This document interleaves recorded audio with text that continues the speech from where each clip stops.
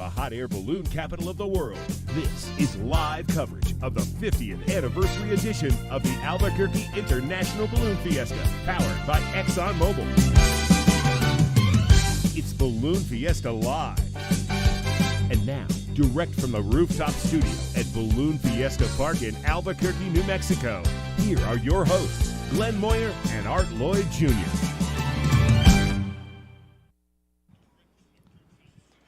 And good morning and welcome, ladies and gentlemen, boys and girls, to our viewers around the world who are checking in this morning already, and those of you here bright and early at Balloon Fiesta Park. I'm sorry, I thought I turned that down already. Nope. Good morning to the 50th Albuquerque International Balloon Fiesta, powered by ExxonMobil. You're watching Balloon Fiesta Live, and it is Meta Day here at the Fiesta. I'm Glen Moyer, and as always, with my partner, Lloyd Jr. Good morning, Art. Good morning, Glenn. It's going to be an interesting day here at Balloon Fiesta this morning. I'm glad you said. Excuse me. I'm glad you said it that way. Yeah. Longtime viewers of Balloon Fiesta Live know when there's no backdrop behind us, we're concerned a little bit about the breeze, as we are yet this morning. Pilot's briefing should be getting underway just momentarily. We have one of our live cameras over there. We're going to be going to pilot's briefing, and we'll check in there, and once they get through the first good mornings, we should hopefully get to the weather, and we'll get an idea of what's actually going to be happening over there. But it is scheduled to be a competition day here on Meta Day at Balloon Fiesta Park. And that means typically we split the balloons into two. We have the non-competitive pilots who will, as always, launch from here on the field and fly away, and then the field will be flagged off, targets set, and the second group will fly in. The competitive pilots will try to fly in and score by getting markers on those targets. And typically Monday morning is Sid Cutter Memorial Day, but I don't know that we've confirmed that yet this morning. Yeah, exactly. So let's check in over at pilot's briefing and see what the pilots are being told about this morning. Difference is you can tell that we've got a professional group of folks here looking out for not only your behalf, but everybody's behalf, so thank you. We did finally get to see the balloons up yesterday. We had a great mass ascension.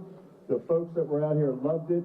I know we had some great landings and opportunities out there to share our love with the folks around the Albuquerque area.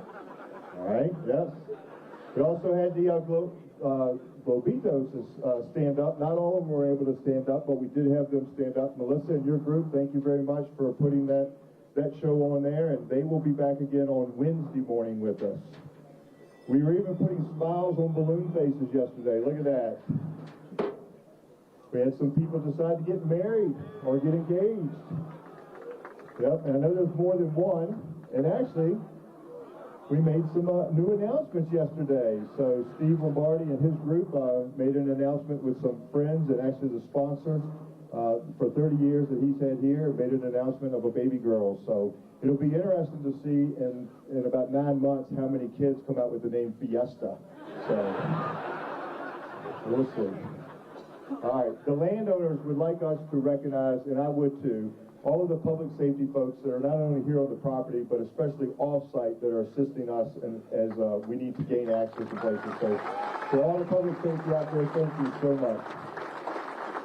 And it's not only the law enforcement, it's also the fire and the EMS. It's all three of those services coming together, so thank you. All right, today we've got two honorary balloon meisters here. Show a couple pictures here, because when they step up here, they don't look like this anymore. But our first one that's going to step up is Doug Gallagher. Doug was our balloon meister in 1985. And then the second person, the second person that will step up is George Hahn, and he was the balloon meister in 1986 and 1987. So I'm going to turn it over, and I'm going to give each of them, again, an honorary balloon meister pin. So Doug and George. Thank you, sir. Yep, you're very welcome. And Doug, I'm going to turn it over to you, and then if you don't mind, turn it over to George. But when you turn it over to George, will you take this switch and turn it off? Okay? Okay. Thank you. How many pilots attended the 1985 Balloon Fiesta? Then you must remember my pilot video. Welcome to my neighborhood. We had the Agabassi and Thumber, which are the launch directors, Mr. Pro and Mr. Payne, which are propane, and then we had Paul Wacker, Mall Wacker, and Tally Wacker, which were the safety officers, and my postman was George Hahn. It has been very special honor to have been a balloon meister.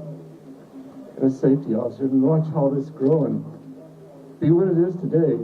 So my parting words are, be safe, fly safe. And here's George.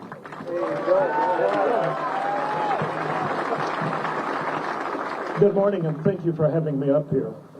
In 1986, we moved to the 5th location for Balloon Fiesta, and that is now the South RV parking lot. I'm amazed and sitting in a tower like this because my tower was a motorized scissors lift. Higher. We did have scissors lift races too. Very first Saturday morning, Balloon Meister sitting on the scissors lift, I had several VIPs with me from Washington, D.C., headquarters FAA. The launch was going beautifully, and about a third of the way through the launch, we had a hang glider fly through the middle of the launch. Needless to say, the FAA was a little excited, and the individual, when he landed, had quite a reception. He was not happy. He had been hired by a newspaper to hang a camera on his hang glider and take pictures for the newspaper. 1987 was another great year. They came to one of the most favorite events for the spectators, Balloon Fiesta. It was the very first balloon glow. If I have one more minute, I'm going to give Henry a hard time. Prior to us, in about 1982, our balloon meister was Paul Yunz. We used to have quite an air show here. There was a gentleman by the name of Jim Franklin had a wacko, and he would do an aerobatic show over the field. The balloon meister got the opportunity to wing walk, and Paul climbed on that plane and did aerobatics wing walking. We have a plane for you, Henry. You're up. Okay, challenge is accepted. On the plane? Okay, challenge is accepted. All right. Hey, again, it has been fantastic to have the honorary, the past balloon meisters here. Honorary balloon meisters in recognition of 50 years. Right. So they are bringing back as many of the prior balloon meisters, and of course those are the folks, men and women, Yep. that have been basically in charge, doing the role that Henry Rosenbaum is doing this year. These are folks that have done it in years past, and to hear some of the stories from those years, Yeah. you probably remember some of those. Well, okay, yes. Some of them I do. I do remember the Jim Wacko air show. Yeah, Jim Franklin. Jim yeah, Franklin and yeah. his Wacko. I remember that. And I've worked from, I think, 2, maybe 3 of the sites that we've been on over the 33 years. I remember being back when we talked about last night when we were at the field where General Mills was the at entrance. the corner. Yep. That was the entrance. So I do recall that. I remember the scissor races. I had forgotten until George brought that up. But and that used to be the entire tower. Exactly. Well, and you talked about, and I remember working in the media tent and actually coming up while you and Tommy were announcing on that rickety old scaffolding. That rickety old scaffolding that we had that was up behind, and it was high because we were behind the main stage, which has that peaked tent on top of it. So we were up at quite a height on some scaffolding. And it was not a fun place to be on a windy morning. Just normally it was a bit rickety. But I can remember too when we were on a scaffolding on the other field, and we were on the south end of the field, right next to Sponsor Hospitality. So we were constantly running up and down the stairs, going down to get food and drink, and coming back up and whatnot. We didn't have an elevator like we have here. We didn't have an indoor toilet like we have here. So there have definitely been some improvements over the 50 years. Absolutely. They absolutely have. And I'm thinking, and my first, if I remember correctly, the first balloon meisters I worked with, one was Dick Ruppenthal, and then Bob Ruppenthal, I'm sorry.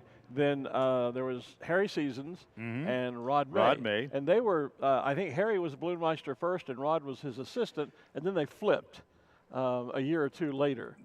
What they tend to do is you kind of work your way up. You become, sometimes it's a launch director. You can have multiple entry points, but you basically join the safety team. Okay. And from the safety team, you then move into an assistant balloon meister position for a year or 2, and then you typically move into the balloon meister position. And that used to be kind of a 2-year process. You'd be the balloon meister 2 years, and then your assistant would take over for 2 years. And we've kind of moved away from that as we've I don't want to necessarily we're more professional, but we've gone to longer terms, and we've put much more responsibilities on the shoulders of the balloon meisters, and so we tend to keep them in place for a little bit longer as we continue to work through the process. Yeah, well, experience pays. It does. But I remember clearly Harry and Rod working together with me up on the tower for 2 or 3 years, I'm sure. And you know, we used to do, we still do pilot safety videos, and 20 plus years ago, those videos were actually quite entertaining. Yes, they were. And I can remember as a pilot, some of them were quite funny. The Harry Seasons Rod May days, one of the themes was basically a dragnet theme. So we had Harry as Joe Friday and Just the Rod facts. as the what was the other guy's name? The Henry Morgan character. I listen. yeah. I listen to Dragnet almost every day on. But that's who that was, and they did XM this radio, whole take but care yeah. about, and just the facts. You Just- will fly yeah, at this level. just the and facts, just the ma'am. facts. Yeah. You'll do this, and you will do this, and yeah.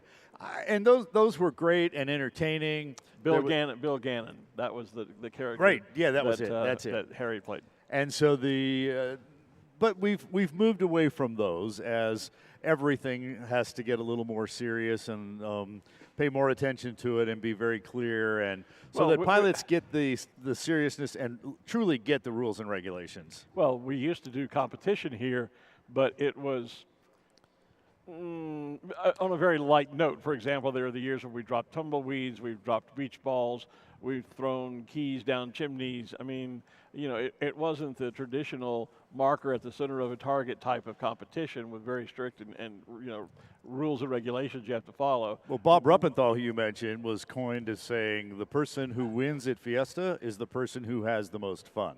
Probably true. Yeah, so Yeah. that's what that was all about. I remember crewing for a balloon on one of those tumbleweed drops, and the Yeah. guy had a balloon company, not a hot air balloon company, but one of those party balloons and Okay. Mylar balloons and things like that. That was his company.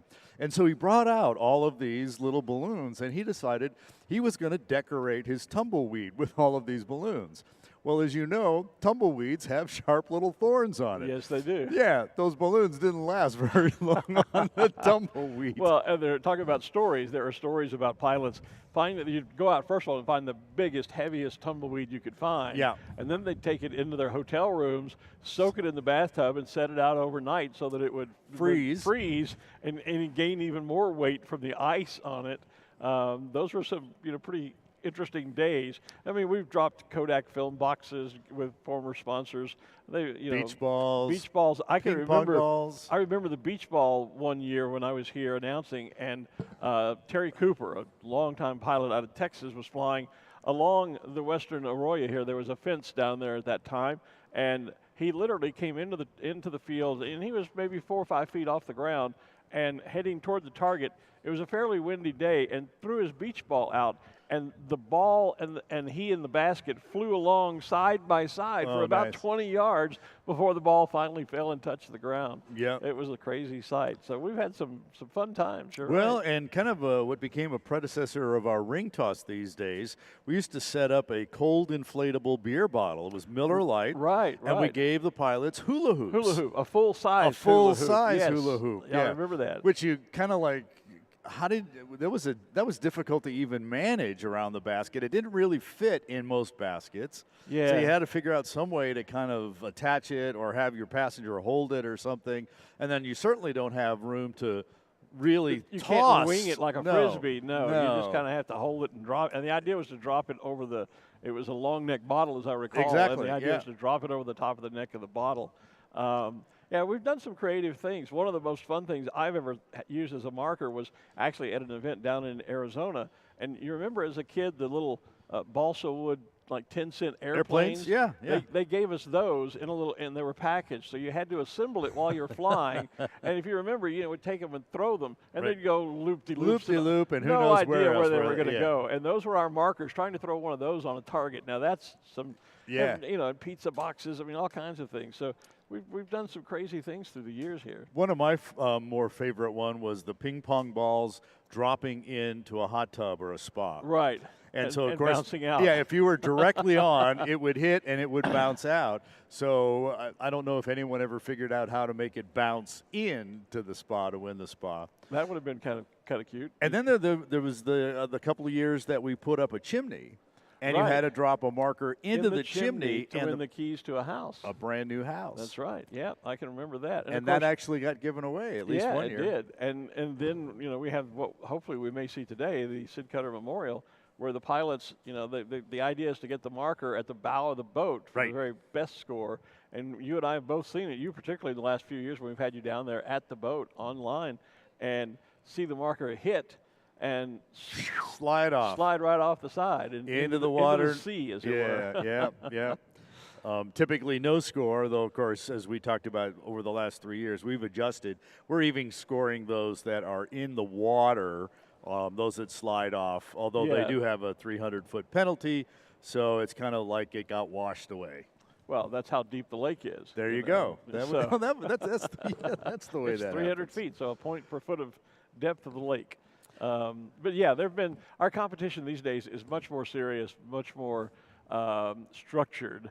But boy, during the past 50 years, we've seen some crazy things happen. And we may see something special happen yet this week as well. Well, that would be fun. That's another one of those non-disclosure secret things that we. Yeah. I'm not sure I'm ready for a tumbleweed drop, but when we started talking many years ago, because the 50th was really supposed to be last year and all that other stuff. Right. So we started talking 3 or 4 years ago about what types of things should we do at the 50th to kind of remember and bring that back. And I have to tell you, tumbleweeds was up there. The tumbleweed drop was up there. We should do that. As well as we used to do a parade. And there was a conversation about bringing back the parade. The Fiesta Queen in the very early days, we used to crown a Miss Fiesta. Really? Yeah, and that one didn't get too much traction this year. I'm hoping the toga party was down a ways on the list. It got mentioned, but it stayed kind of low. Yeah, good. Yeah. I think that one needs to have stayed away. Yeah, that one, as Art said yesterday, that one's in the books. Let's just leave it there. Although my understanding is, and from 1983, a newspaper article and picture from the toga party has resurfaced. Oh, no. Someone still has the clipping. 83, there was no internet, there was no Instagram, none of that stuff. And so a picture from 1983 has resurfaced and has been making the way around some Balloon Fiesta insider folks. Well, I can't say everything bad about the toga party because I was there one time and was at the bar. It was when it was over in the parking lot of I think it was the Holiday Inn Midtown. On Manal. That was the official hotel then. It was, that's right. And I was standing at the bar having a drink and looked down, and on the ground there was a $100 bill. Oh, wow. And it's not the kind of party where you say, hey, did anybody lose this? No. So I did the right thing and just pocketed it and, had another drink. So if you lost a $100 bill at the toga party about 20 years ago, come see me. No, don't. You realize that's almost 30 to 40 years. Gosh, I guess it has been. Yeah. Well, you're right. It was probably one of the very first years I was here, and this is my 33rd. So, about 30 years ago now. Yeah, well, that picture. Thank you for reminding me how old I am. Yeah. Jeez. Well, it snuck up on me because I remember saying, oh, this is my 30th Balloon Fiesta at some level. And all of a sudden, this is number 40. Yeah. Yeah, for me in very different roles here.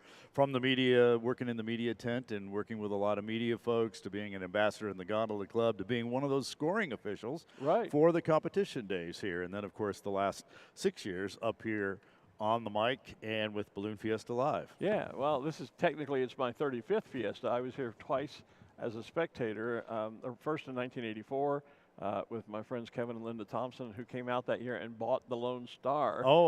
Rocky Bailey had actually brought, that was a balloon built by Tarphead, who's here this week, and Rocky Bailey, a balloonist out of Georgia, had the balloon, brought it out here, and there was really kind of a race going on. There was Kevin and Linda Thompson wanted to buy the balloon, and they had seen it the week before at the Plano Balloon Festival. We had all been there.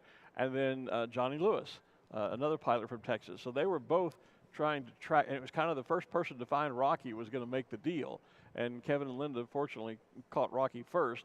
and made the deal and bought the balloon. So that was my first year out, was with just as a spectator with a couple of friends, and we were reminiscing the other night, or the other morning, as they were coming through from Santa Fe. We had breakfast here in Albuquerque, and reminisced about on the flight out that year. I had forgotten this, but we were all on a Delta flight, and my wife and I at the time, we got upgraded to first class. We got there very late to check in, and for some reason they bumped us to first class while Kevin and Linda had to stay in coach, and they were not entirely thrilled with that arrangement. But so that was my first year. 1989, I had moved to California and was the new editor of Balloon Life magazine, and came out with Tom Hamilton, the publisher. And that's the year that I met Bob and Marge Ruppenthal, and expressed my interest in coming out and being one of the announcers. And then the next summer, got a phone call and said, "Hey, are you still interested?" And I said, "Absolutely." And so 1990 was the first year I came out as a part of the tag team with Tom Rutherford. So we just saw some merchandise on our screen here in our feed. This is a good morning to actually get out. Not quite as many people and spectators expected here on the field. Looks like we've got our full complement of balloon trucks out there, but not quite as many people. Unfortunately, some people actually have to go to work today. They don't take the vacation time off and or schedule their weekends. Well, there's a nice New Mexico Zia spinner. Yeah, I've got my cousin Patty and her husband Steve are here, and they were out yesterday and enjoyed the show, but got a text last night, and Patty was saying, "Gee, I haven't even walked the shops yet." And so I said, Today's well, a good day to do that. Today would be a good day to do that because the crowds are much smaller, and so it would be a little more leisurely opportunity. So I think they're coming out a bit later. I told them it was kind of windy this morning. They could probably have a lie-in and come out and see the balloons a bit Feels later. like it's calmed down, and they've gotten to weather at the pilot briefing. Let's go back. So let's take a look back there and see what we can find out. And let's see here. Barometric pressure is 30.28 inches of mercury, and the wind is out of the north at 360 at 10 knots. Albuquerque, or Double Eagle, is 55 degrees, dew point 46. Relative humidity 72%. Barometric pressure is 30.29 inches of mercury, and the wind there was 320 at 11 knots. Did I read that wind at Sunport? It was 360 at 10 knots. Broken deck at 7,000 at Sunport, and a broken deck at Double Eagle of 4,700 feet. Okay. I'm still looking for that QNH. I'm struggling this morning. Wow. Okay. Yeah, right. Okay, so is it still? We can take your cord and plug it. Okay, we're going to improvise.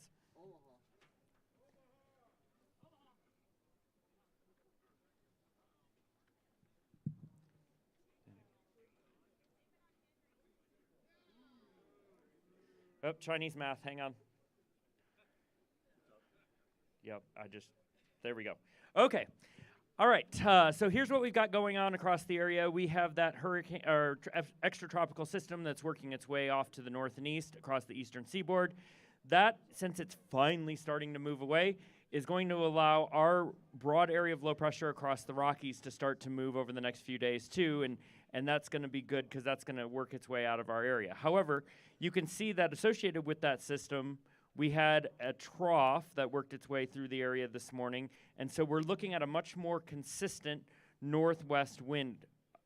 Also with that trough, we've seen some scattered showers. So if you came out, I think around in the 4 to 5 o'clock time frame, we had some light showers here at Balloon Fiesta Park.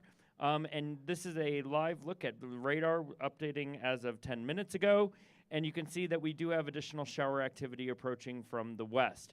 So I think the showers over the next hour to hour and a half or so are going to be somewhat spotty. Thereafter, once we approach about 8 o'clock, we'll get this band of rain showers that'll kind of work its way through, and we're looking at rain showers probably lasting a couple hours anyway through the mid-morning hours before we get to this break. Thereafter, then we get unstable again, just like we've seen the last few days, and we're looking at showers and thunderstorms developing across the area. The difference is that these storms will, in addition to producing lightning and gusty winds, they could also produce some locally heavy rainfall. We've got just a little bit more forcing in the environment that will allow for some locally heavy rainfall. So as we saw the front come through this morning, we saw the winds pick up out of the northwest, and you can see that we reached up to about 20 knots or so in that 1,500 to 2,000 foot layer. In the near term here over the last 30 minutes or so, we've seen the winds decrease in speed in the near surface layer, but I still think that you're going to be running generally in that 10 to 15 range through the morning. As those spotty showers start to approach from the west as well, I would expect a little bit of gusty winds with that activity. Okay, so let's see. I've read. All right. So here's the detect winds that we ran, or that's constantly running on the northwest side in a table format, so you can see that. But in general, like I said, we're running in that 10 to 15 range right near the surface, and it increases up to about 20, right around 2,000 feet, all out of the northwest. So there's no box this morning at all. And here is, we did a drone wind this morning as well. And here's what it shows. Basically, you can see that wind is out of the north going south, no box, and generally those speeds running in the 10 to 15 range in the lowest 400 feet, because that's all the higher we can go. And here is the latest pieball information, so you can see that as well. It also shows that northwest wind and the speeds increasing to about that 2,000 foot range where we max out right around 20, and then continuing in that, let's say, 10 to 20 range through the remainder of the lowest 5,000 feet. So the point is, no box this morning, and it's going to be somewhat breezy with isolated showers over the next hour, and then becoming a bit more widespread towards 8 o'clock. This weather is stressing me out. How about you? Yes. Should I put that picture back up of Brad? Give me just a second to switch this over.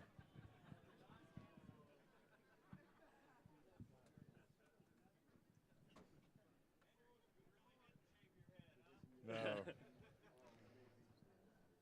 All right, tell me when it pops up there. Okay, thank you. All right, I'll go through this, but here's the plan. We're going to be on hold, and we're not going to be on hold long, but let us at least get through the 7 o'clock hour to see if there's the possibility of maybe standing some balloons up on the field that would like to. But as far as the flight operations, I don't see us flying off the field here, and I'm not going to send the competitors out to fly in. So I want to keep everybody on the field here. But please, there's a lot of people here that have come to see us. And if you have that opportunity just to go interact with them, that's fantastic also. But let us at least go through the 7 o'clock hour. Our group will reconvene, and then we'll get some messages out to you through the Remind system and also the Balloon Meister frequency there. So, but for today's activities, here's what's scheduled. We've got our weather helper too. I forgot about that. Yes, and we will release a balloon. All right, so there it is. There it is, directly from the pilot's briefing tower. You heard it as the pilots did. Yep. No box, no winds, flights, no box, rain in the area. Therefore, at this point, we're on hold. So but they don't anticipate we'll be doing much of any kind of flying later this morning. Right. Yeah, I think no flying. I think the option now is we're going to wait and see. We're going to let the sun come up about 7 o'clock as it does. See what the weather does at that point, and because we have seen and they confirmed the winds have calmed on the surface level. So if we see conditions once the sun is up that allows for maybe some static display, there may be some balloons that will inflate and just stay here on the field as a static show for the crowd. And interesting that as Brad Tiemeyer, our chief meteorologist here at Balloon Fiesta, was describing that the winds have calmed down, I continue to unzip my jacket farther and farther because it is definitely calmer right here on the ground. So much more so than even when I drove in about 4:30, 4:45. It was really blowing at that point. And, we can tell here on the rooftop it's calmed considerably at the surface level. But as Brad said, at the upper levels it's still running 10 to 15. And it's probably going to get gusty as those storms from the west begin to move in. We're going to see rain later in the morning. So, it's going to be a pretty iffy morning. So the shot we're seeing right now, you know that there is the local quilting organization builds a quilt every year and raffles it off. Yeah. And that's what this is. So, of course, they're celebrating the 50th. They talked with Balloon Fiesta about that. The balloons in the center there, you see the red, white, and blue one, and then the white one with kind of the green stripe through there and down through those in the center were the original 13 balloons Right. that got us started 50 years ago. And then pilots can apply or basically give permission for the quilters to be able to put their balloon on the quilt. Okay. So I'm seeing Kathy Smith's Hearts of Fire there at the top, and then there's Koshari with Peter Procopio, the black and white one. There's Doug Gant's Hamlet is there. I see Andrew Hawley's Penguin. Wes the Wolf is on there as well. Ashley Moore. I see Lindy from Lindstrand Balloons. Just behind the lady buying her raffle tickets there, I saw the Panda Bear, as well as the Tom McConnell Zia, New Mexico True from Bill Lee, Fiesta Balloon all the way down in the corner.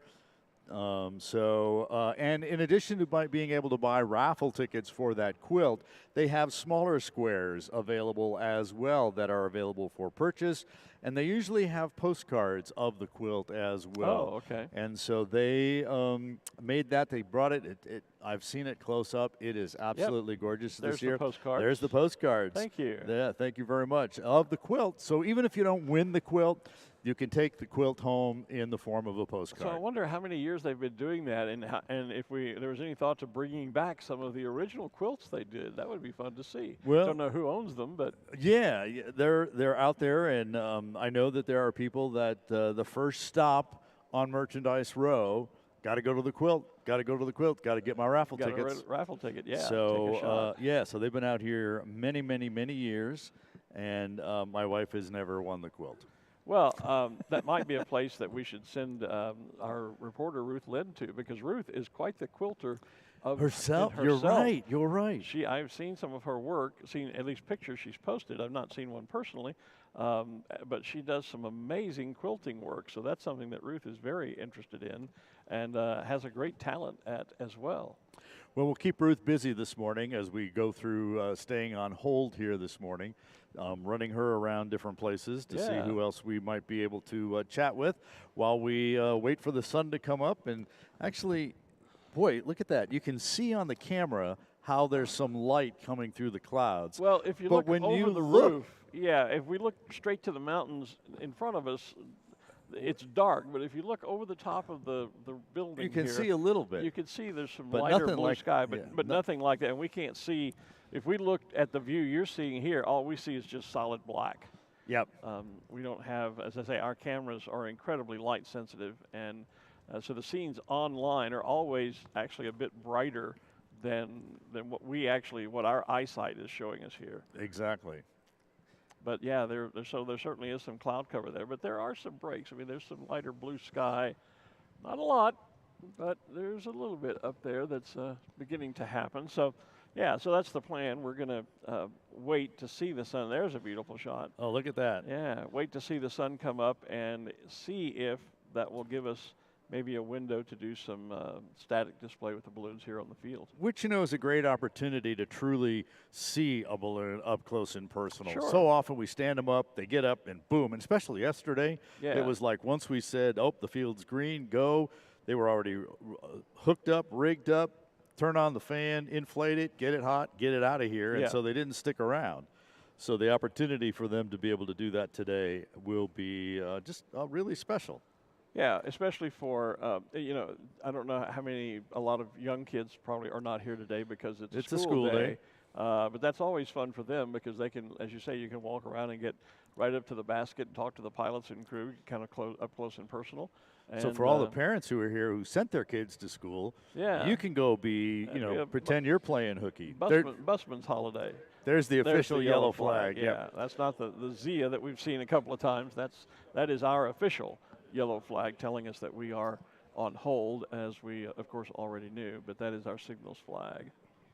And they said that they would wait until the 7 o'clock hour because, as Glenn mentioned, that's when sunrise is.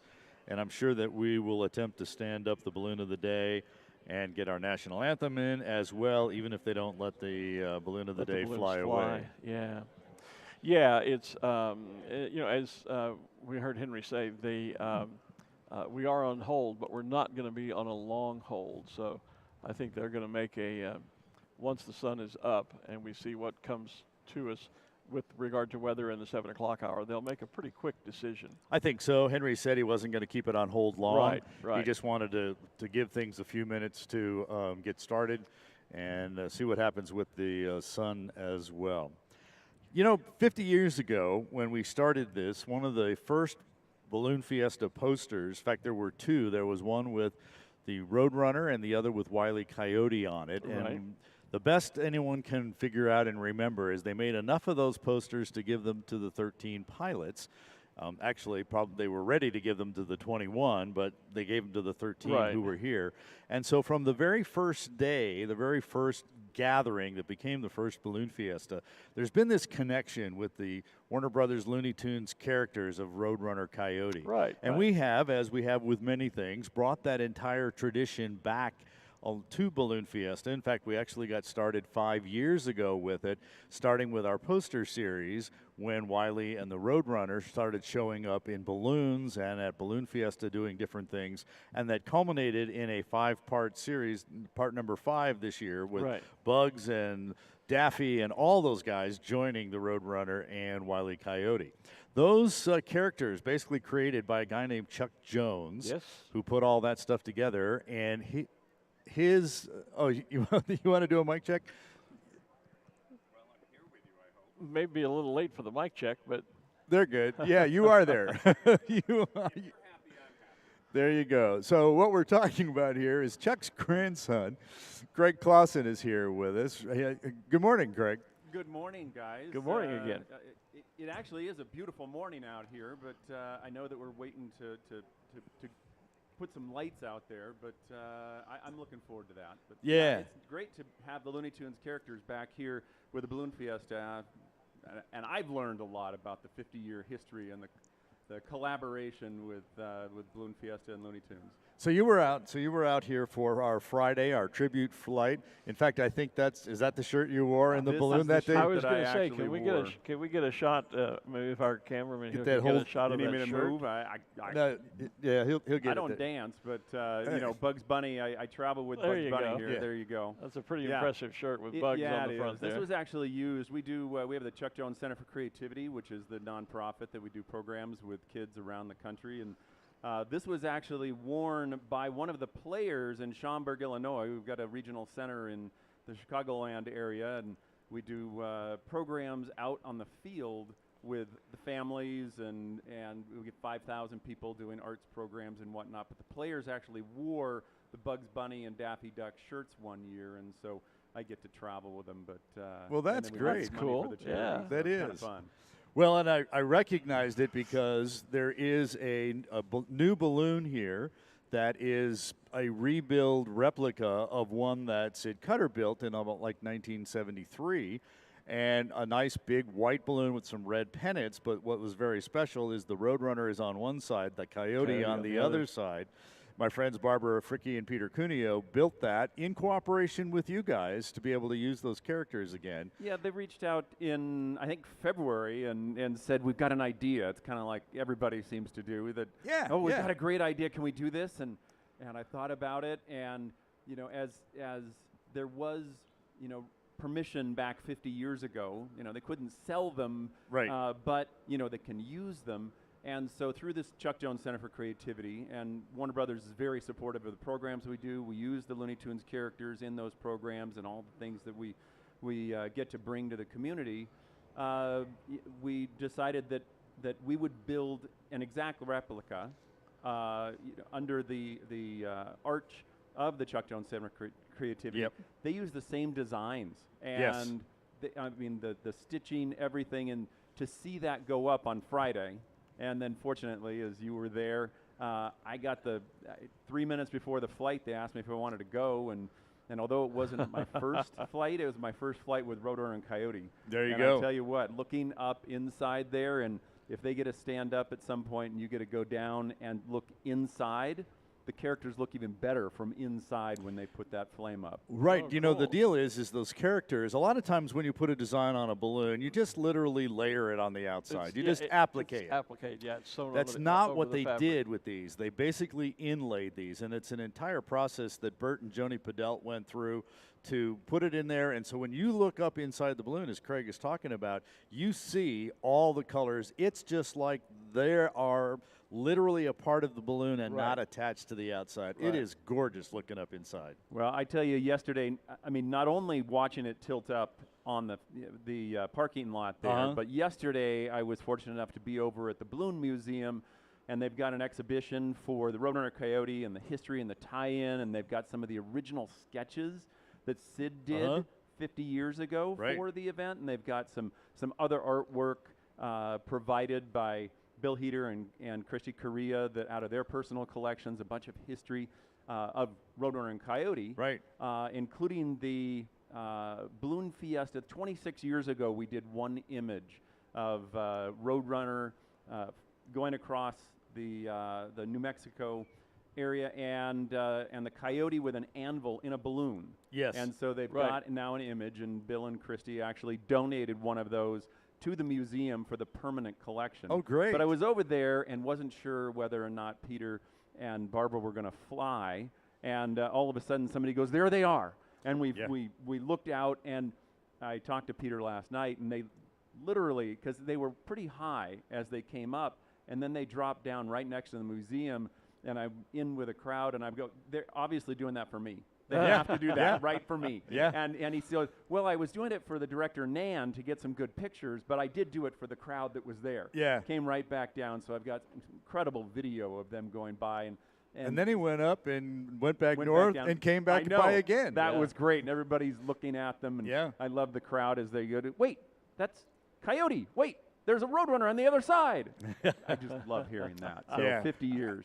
There's kind of an interesting little tidbit that I've thrown out here, which we kind of thought was interesting. Because it's an experimental balloon, it had to go through a test phase. Through those 10 hours of test phase, we had the hardest time getting a picture of the balloon from the Roadrunner side. It was like every picture, it was like Coyote. And then, starting on Friday with that flight, all the photographers I'm talking to said, is there really a coyote on the other side? The only side we see is the Roadrunner one. So it's really interesting. And the original balloon did not have turning vents, so they did not put turning vents in this one. So the side you see is the side you see. Yeah. Well, I tell you, they hit the characters my grandfather created in 1949, and which happens to be the same year that the Roadrunner became the state bird here in New Mexico. So there's a little symmetry there. But, those characters came out of Chuck's imagination. I had a bunch of questions yesterday about where those characters came from. And the Roadrunner, he used to come out to Arizona and New Mexico and see the Roadrunners chasing each other, very territorial birds. And when he and Mike Maltese were looking for a chase in the mid-40s, about 47, they started to create these things. And Tom and Jerry were already chasing. They needed chases. And so, but they figured that Roadrunners chasing Roadrunners wouldn't be that interesting. And the first drawings kind of looked gray and kind of drab and whatnot. And then finally the color came in, and then he reached back to his childhood. When he was 7, he read Mark Twain's Roughing It, and he loved to read. He taught himself to read it at 3, and Mark Twain was really his hero. So there's a passage for Twain and his brother came across in a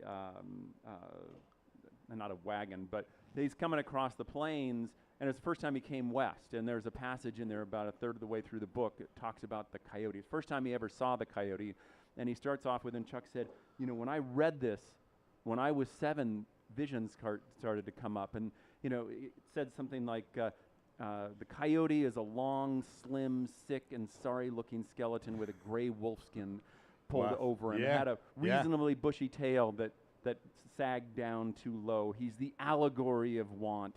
A flea would abandon him for a velocipede. So, you look at that, and here is this scraggly coyote, that he's always windless and he's always hungry.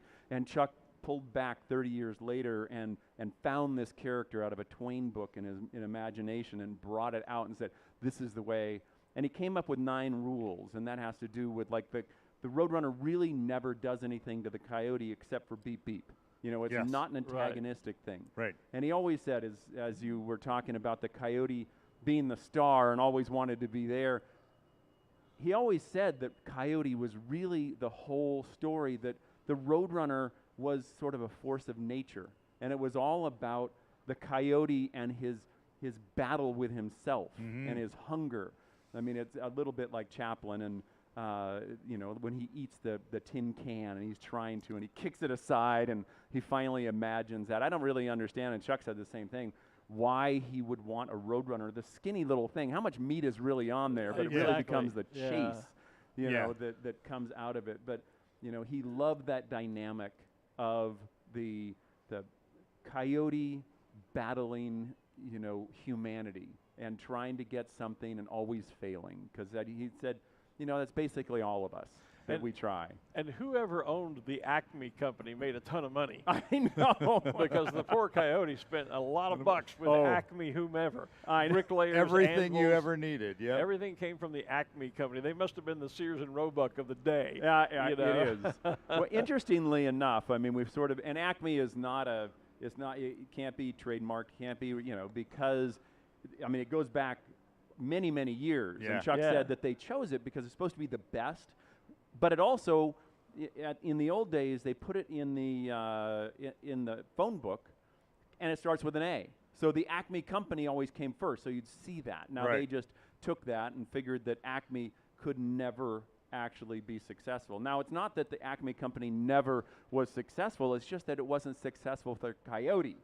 And there's always that his that implementation subtext, was you know, not, doesn't work on Roadrunners or something like that. Right. So, exactly. yeah, but it with the Acme company, and we've taken that again, and all the virtual reality and augmented reality characters that are roaming around the field during the whole event are hosted on acmelabs.xyz. Oh, there you go. So we, you know, we had to go cool. back and grab Acme, and so, you know, if you don't know, there is an entire overlay of characters. We just put Wile E. Coyote over at the museum, so when you go over there and find the coyote, you can then put him on the table. You can interact with him, take pictures with him. There's duck dodgers in the 24th and a half century out by the pilot's area. So I figured, you know, and he's out there, you know, kind of doing his thing. So it's a fun little addition that the Fiesta wanted to have. And you can learn more about that by really just heading over to your little pop-up gallery here on the field and go check things out there. How's been the response in the pop-up gallery over there? Well, my associate Michael Fiacco is over there. I don't think he's breathing. It's so crowded. I mean, literally, people are coming in. The greatest thing is that we stand around and people turn the corner, and literally, it's like because of the crowds, you're kind of plodding along, and then you see the smiles come up, and then people come in, and it's always, this is my childhood, and that's from a 25-year-old to an 85-year-old, and everything in between, and that's, you know, they're excited to see anything. There's some things from Chuck's hand. There are some things that are done by Daniel Killen, the official artist of the Balloon Fiesta, and the response has been wonderful, very welcoming, and we hope everybody will come by and visit. I'll be down there in the Bugs Bunny shirt, so get your picture taken with Bugs. Yes, exactly. And well, you know, especially this year, they just thought, well, cut Craig's head off. It's fine. Just come down here. Well, you know, these characters really are multi-generational, and we talked a bit about that with you the other night. I'm nearing 70 years old, and they are absolute embedded in my memory. I grew up watching Saturday morning cartoons, and it was the Looney Tunes with Bugs and Elmer Fudd and Marvin the Martian and the Coyote and Roadrunner and all of that sort of stuff. I knew Coyote and Roadrunner long before I ever knew New Mexico existed or there was any connection into the sport of ballooning. You know, I was familiar with Coyote and Roadrunner as a kid growing up in the 1950s, and then to come into ballooning into the 80s and see the Coyote Roadrunner connection here. So they really are multi-generational characters, as you said, people from 25 years old to those of us that are well beyond that. Yeah, it is a, we find that for the Chuck Jones Center for Creativity programs, the parents or the grandparents will bring the children to the big festivals and whatnot.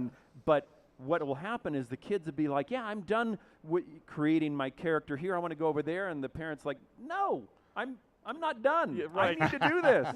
The grandparents like, well, you go over to that station. I'll stay here because I want to keep doing this. Yeah. So it is a great way to connect through these characters. You know, we're on to 6 generations where people, I mean, you go back to the 30s and the grandparents then who went to the theaters to watch these before films, which is what they were made for. Yeah. They were never, no one ever knew what television was in the 30s and 40s. No, I mean, of course. and it didn't expect it was that. the Saturday morning matinee at the theater that It you paid was. a quarter to go and see. And you'd get to go see a double feature or a triple feature Right. for, a nickel or a dime or whatever it was. It You was know. a good way to get the kids out of the house. Yeah. And go sit somewhere for 6 hours. Yeah. You know, I tell you, my parents loved that. We used to go and you get the sticky floor as you walk in. And it was a great way to go see the cartoons and great films. So, you know, it's fun. We do film festivals. We just did a film festival up at the Jean Cocteau in Santa Fe. And we're hoping to work together to bring that maybe twice a month and do a cartoon festival at the Jean Cocteau up there. And bring those memories, because seeing it in the theater is the best way. Oh, you see the detail and just the impact, and maybe there's someday we can play them here and have the cartoons playing on big screens. I mean, you got a big screen over there. You guys are bigger than life out there. We have a big screen in the sky with our drone show. That is a good point. Now that was fun. I mean, as they came to us, whenever it was the big secrets that were there. Don't talk about the drone show and. Can we use the Roadrunner?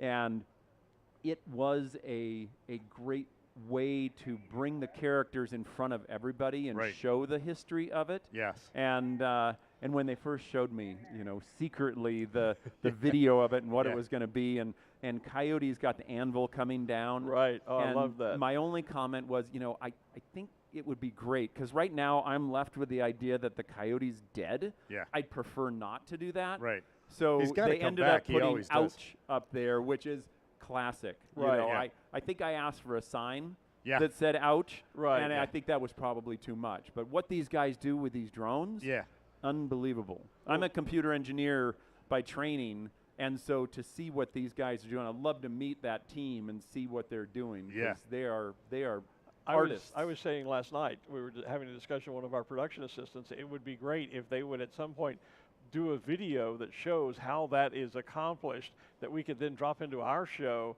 and share with the rest of the world, because the technology, I don't know, is it one guy that controls all of those drones? Are there 20 guys over there each driving their own individual? And how is it done? A behind the scenes thing would be great.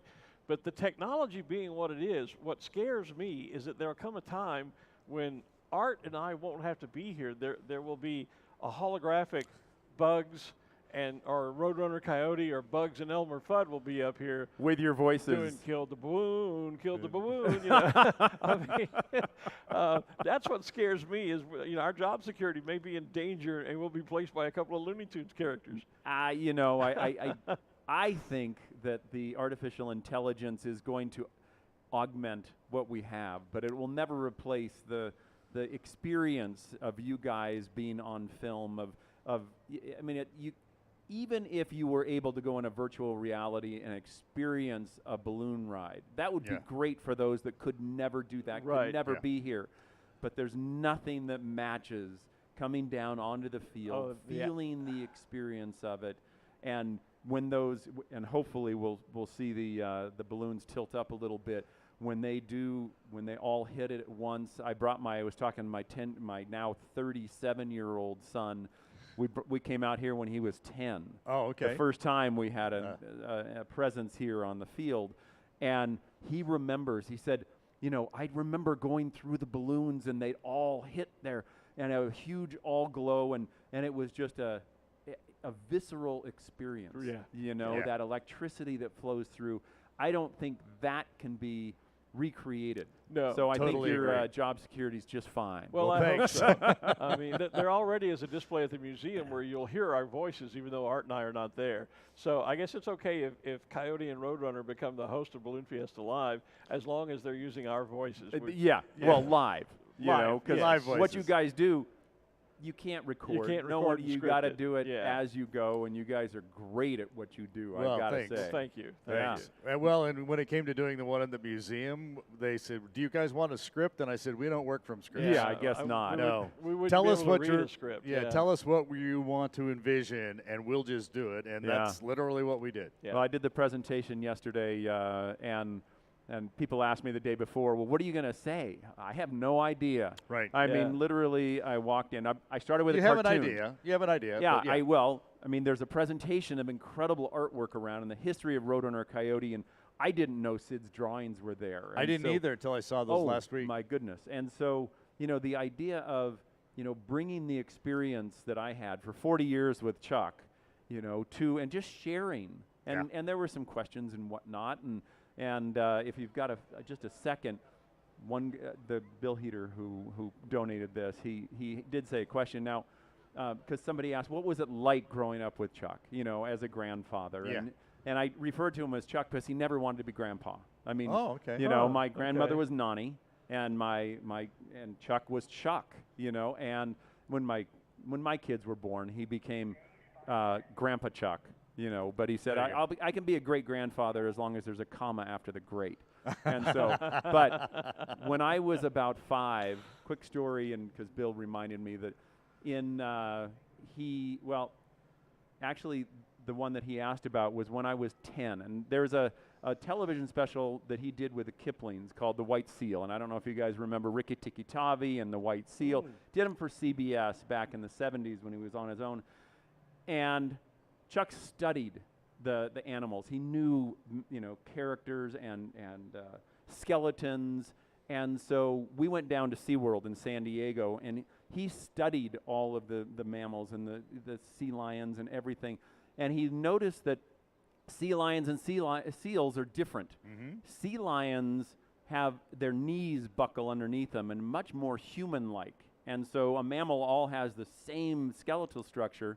But he had a theory, because all of the blubber is there, that if a human were constrained the same way, that they would have to swim and move the exact same way. So Chuck was great on theory, but he liked to test things. So my brother and I went down to his house in Newport Beach in about 1973, and he wanted to test it. So he tied us up at the ankles, the knees, the elbows, put fins on us, and threw us in his pool, and then sketched for a while. Fortunately, Child Protective Services were not around necessarily at that point, and we lived. Do not try this but at that home. is the type of, grandfather he was. He saw things differently. He knew that we were going to be fine. Right. Hopefully. And he was there. And he was there. That's what everybody says. I don't know. He'd be like, well, that might be a good drawing for the cartoon. Yeah. Craig Clausen with the Chuck Jones Center for Creativity, and a great partner here at Balloon Fiesta with the Looney Tunes, Warner Brothers characters. Great to see you. Great to talk with you this morning. Yeah. Look forward to continuing this relationship as the years go by. And thanks again for bringing the Roadrunner, the Coyote, and the rest of the gang to life here at Balloon We're Fiesta. looking forward to many years to come. So thank you guys for having me out. Thanks, Craig. Thanks. It's great to have you here. All righty. Hey, so a little bit earlier, we were talking about the quilt, and we were kind of making stuff up about what might be happening with the quilt there. Yep. So we mentioned sending Ruth over there. Well, yes. She's there. Well, So- of course she is. So, Ruth, tell us more about the quilt. I'm here. I was listening to you guys and I got all excited, so we had to rush right over here. I am with Deborah Pena with the New Mexico Quilters Association, and then a special guest who just happened to be here, Marky Hooper, who now owns, the third version of one of the original 13 quilts, Sid Cutter's Balloon. And Marky, if you would turn around, please. There it is. That's the original one. And Marky, you can turn back around. Do people recognize this as one of the original 13? I don't think so. Not very often. I think a lot of people in Albuquerque tend to more than anybody else. Very, very cool. And the fact that it was Sid's makes it extra special. But this raffle quilt this year, I'm actually going to give the mic to Deborah because she was explaining it all to me. I'll start out by saying the original 13 are on there, and the craftsmanship is some of the best I've ever seen.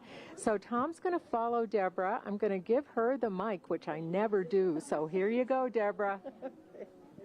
Hello. So this is our 50th anniversary quilt. We got special permission to use the Albuquerque International Balloon Fiesta on it.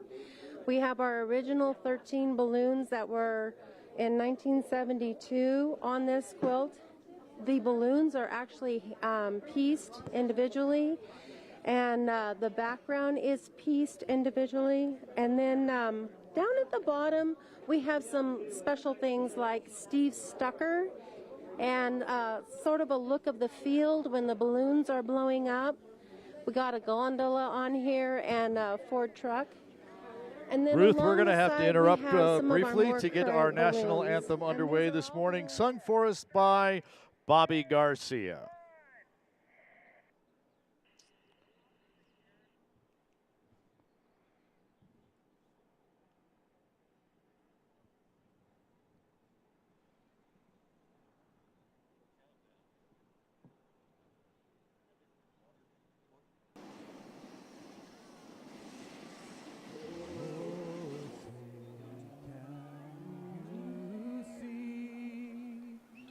By the dawn's early light, what so proudly we hailed at the twilight's last gleaming, whose broad stripes and bright stars through the perilous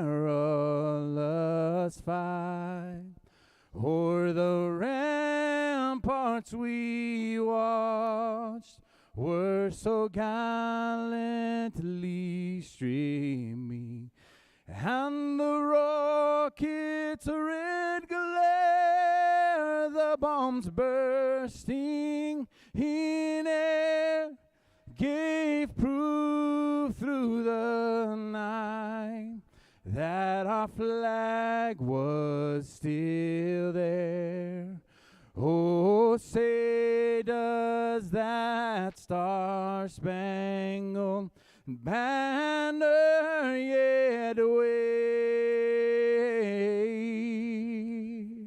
o'er the land of the free and the home of the brave.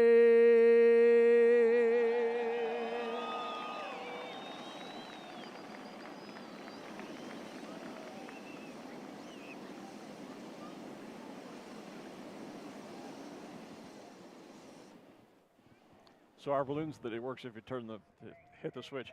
Yeah, thanks. I just had to turn my mic back on. I was going to say the balloons of the day, obviously not going up this morning, but we did get a little bit of candlestick show from them down there. There we go with our national anthem as well.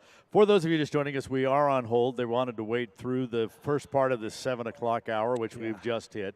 As we wait and see. It's actually kind of calmed down right here on the field, but that's not really the problem. The problem is all the other weather that's all around us there as well. Yeah, we've got speed and the winds aloft. We also have rain showers coming in, developing from the west that'll be moving into the area later in the morning. As you look around on the field, those balloons that are exhibiting chase flags, it is very calm right on the surface. Right. But the rest of the conditions are still not really lucrative to say flying this morning. So just before our national anthem, we were down in the quilt booth, and Ruth was getting us kind of a description of this year's quilt. So let's go back to Ruth and pick up where we left off on that one, Ruth.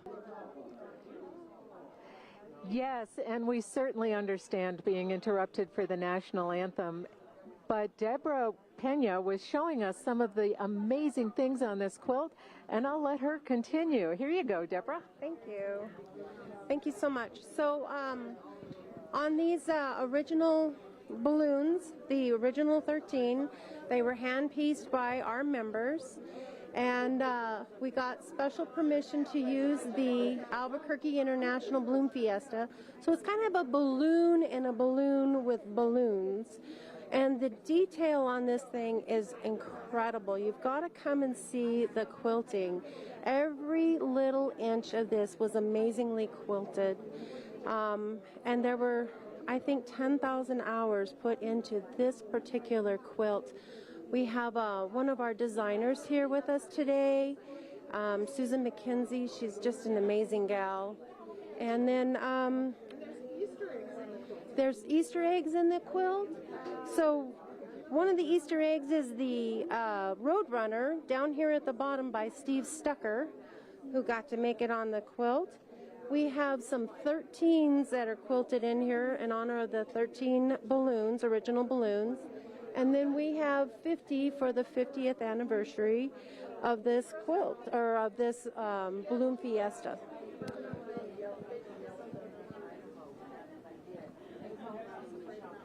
Deborah, thank you so much. Tickets are available down here at the New Mexico Quilters Association tent on Vendor Row. $5 each, 3 for $10, 10 for $20. And before we get back on the road, I'm going to be buying some of those. Glen, Art, you guys need to get down here too. Back to you. Yeah, Ruth, you're absolutely right. A couple of spots I'm going to need to visit is number one, the Chuck Jones Creative Center studio, or the little pop-up gallery. I've got to get down there, and then from there I'll go down to the quilt tent and pick up on a couple of raffle tickets. And then on to Plano Pins, and of course you'll also want to pop by the Meta display down there as well. Absolutely. We've got an opportunity to talk about that here right now this morning. Today is Meta Day here at Balloon Fiesta Park. We've got a couple of folks from Meta that are joining us this morning. Michael, I know you. Who did you bring with us here? This is my colleague David Williams. Hi, David. Welcome. David, good morning. Glad that we have Meta is here. We probably need to explain, folks, because it's a really recent change. Who is Meta? Exactly. Meta? What's the Tell us deal who with you are. that? Yeah, good morning and happy Meta Monday. There you go. Oh, I like that. Meta Monday. Yeah. That's nice. Yeah, so Meta is the umbrella company for Facebook, Instagram, WhatsApp, Reality Labs, and what's formerly Oculus, now MetaQuest 2. So your virtual reality headsets. Okay. And so we broke ground in 2016 on our data center campus just south of here in Los Lunas, about 15 minutes drive. It's a 3.8 million square foot facility. It's about a $2 billion investment here in the state. That's helping power all of our apps and services that people around the world use every day. Is that what people would say is the cloud? That is exactly right. The cloud is in People Los always say, Lunas. where is it? Where is it? What is it? There they are. A big piece of it's right down there in Los Lunas. Why did you guys come here? You know, we had, I think really for me, I think of four things about New Mexico. We had great access to renewable energy, infrastructure, broadband, and community partners. So in Los Lunas, they've helped us build our facility on a tight timeline. We've been able to grow. We have about 1,100 construction workers on site every day during peak construction. Wow. Once fully operational, we'll have about 400 operational roles, helping us keep that facility running 24/7. We've got community partners from our local school districts in Los Lunas and Glen who've been amazing. And we've worked on a number of STEM initiatives, helping leverage technology for community benefit, and helping connect people online and off every day. And then the last two big things on that is on our energy investments. We've worked with PNM to bring 635 megawatts of renewable energy to the state. We have 2 large wind farms and 8 solar fields in 6 counties in the state. Wow. And of course, we have great workforce, both on the construction and the operations side that we mentioned. Great.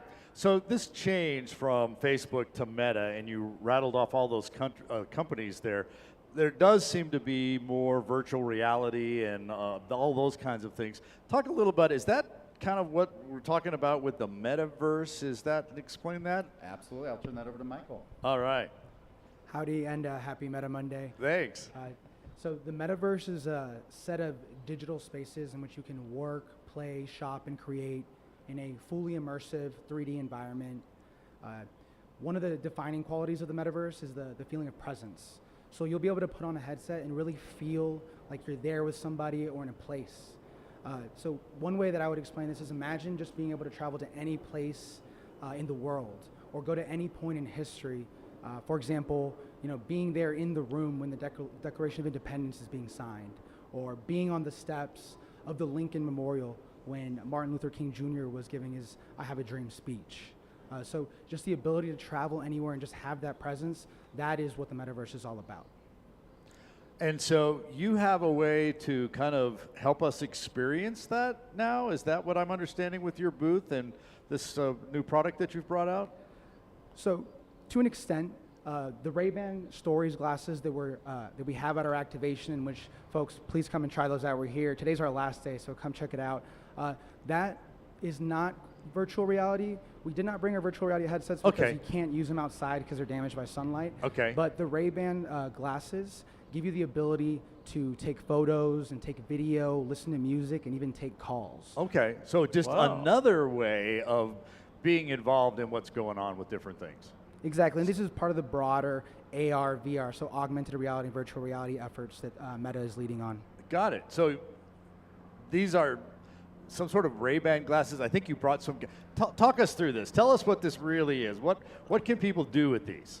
So we did actually bring a couple pairs if y'all would like to yes, try them let's on. try Experience them for Let's try yourself. them out. Let's see what this is My all colleague about. Derek here has I'm good a for couple being glasses for y'all. I'm usually a good guinea pig. Hi, guys. And Derek is a product specialist with our team and a pro, so he's going to be able to walk you through all the steps here. Awesome.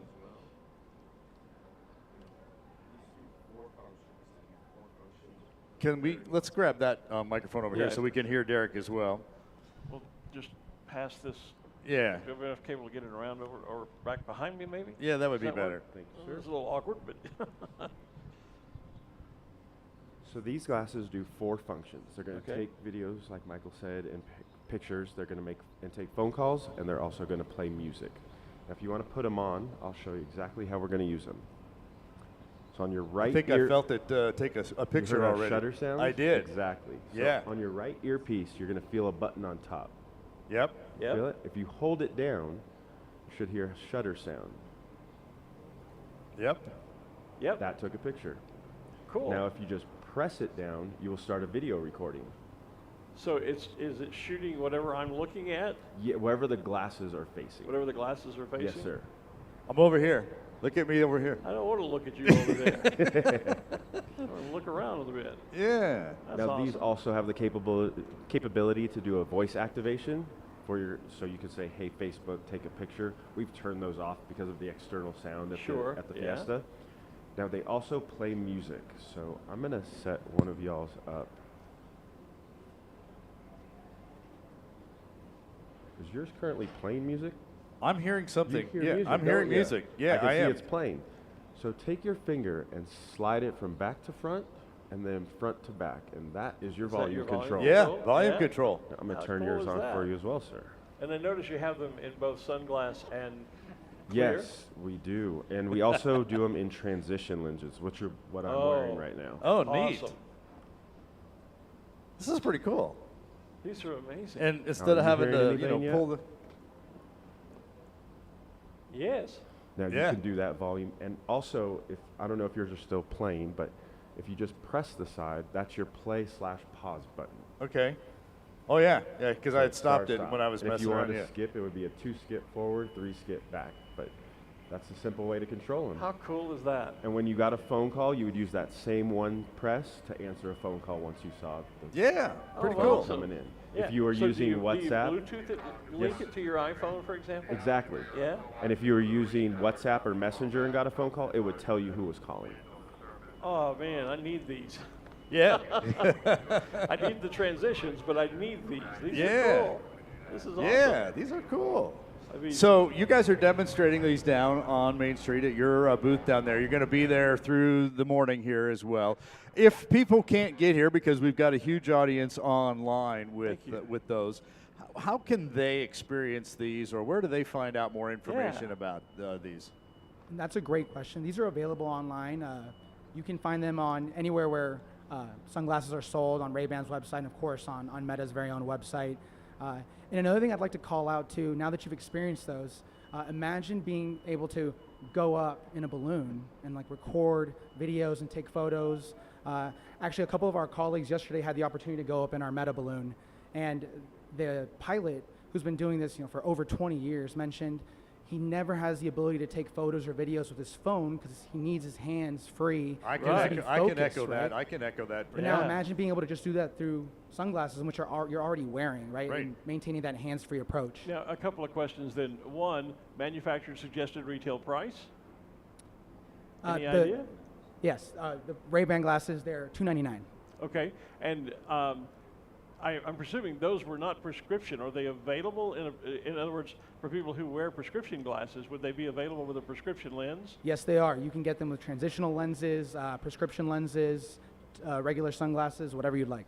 And there's 3 different models available online. Wow, that's incredible. One final question, and maybe it's for David here. Why did Meta, Facebook, and all of your companies want to get involved with Balloon Fiesta? Absolutely. So, you know, our focus is on giving people the power to build community and bring the world closer together. So whether that's from our data centers or our family of apps and services, connecting here at Balloon Fiesta for the 50th really just made sense. As I said, we're proud to call New Mexico home, and we couldn't think of a better place to help celebrate that. Well, we are glad you're here on Meta Day. Did you have something else you wanted to throw in? I was just going to say, I thank you both. Thank you to everyone here at Balloon Fiesta, especially Paul and Stephanie and the team at AIBF. We'd certainly invite everyone to come check out our booth. We've got some special edition balloon pins that's going hot, so please grab one before we're out and come enjoy some great photos and hospitality. Great. Thank you, David, Michael, for coming by, and Derek for giving us the demonstration of those glasses. Really appreciate that. And again, thanks for being part of Balloon Fiesta on this 50th year. It is Meta Day at Balloon Fiesta. It's Meta Monday. Meta Monday. Meta Monday. Thank you. There you go. Thanks, guys. Thank you, guys. We appreciate it. Those glasses are awesome. Those are pretty cool. I'm telling you. Yeah, I'm glad we got an opportunity to try those out. So we are continuing to be on hold here while we were in that interview with the folks from Meta. I heard Henry Rosenbaum tell the pilots that we are still watching those thunderstorms off to the west. Okay. Although there is at least some hope going on that something might happen here. Again, that might be a static. They may not release them to fly. We don't think they're going to release them to fly, but they probably will be standing up some balloons here as well. There's one of the big old chase vehicles. Yep. That one looks to be the Smoky balloon chase truck, fire truck. And but there are some balloons that appear, as we saw just a moment ago, to be hooking up their systems, and so that we can hopefully stand balloons up and put on some sort of a show this morning. Yeah, I think maybe we're getting to that point. It has continued to remain fairly calm here at the surface level. Yeah. And the sun is now up. You can see it lighting the clouds above the Sandias. It hasn't crested above the Sandias yet, but it is up, and we're into that 7 o'clock hour. And as we said, Henry said earlier that we would stay on hold, but not for long. So I would think probably we'll be getting toward a decision on, as he said earlier, they weren't going to put the balloons in the air, not going to send the competitors out, but hoping for a static display on the field.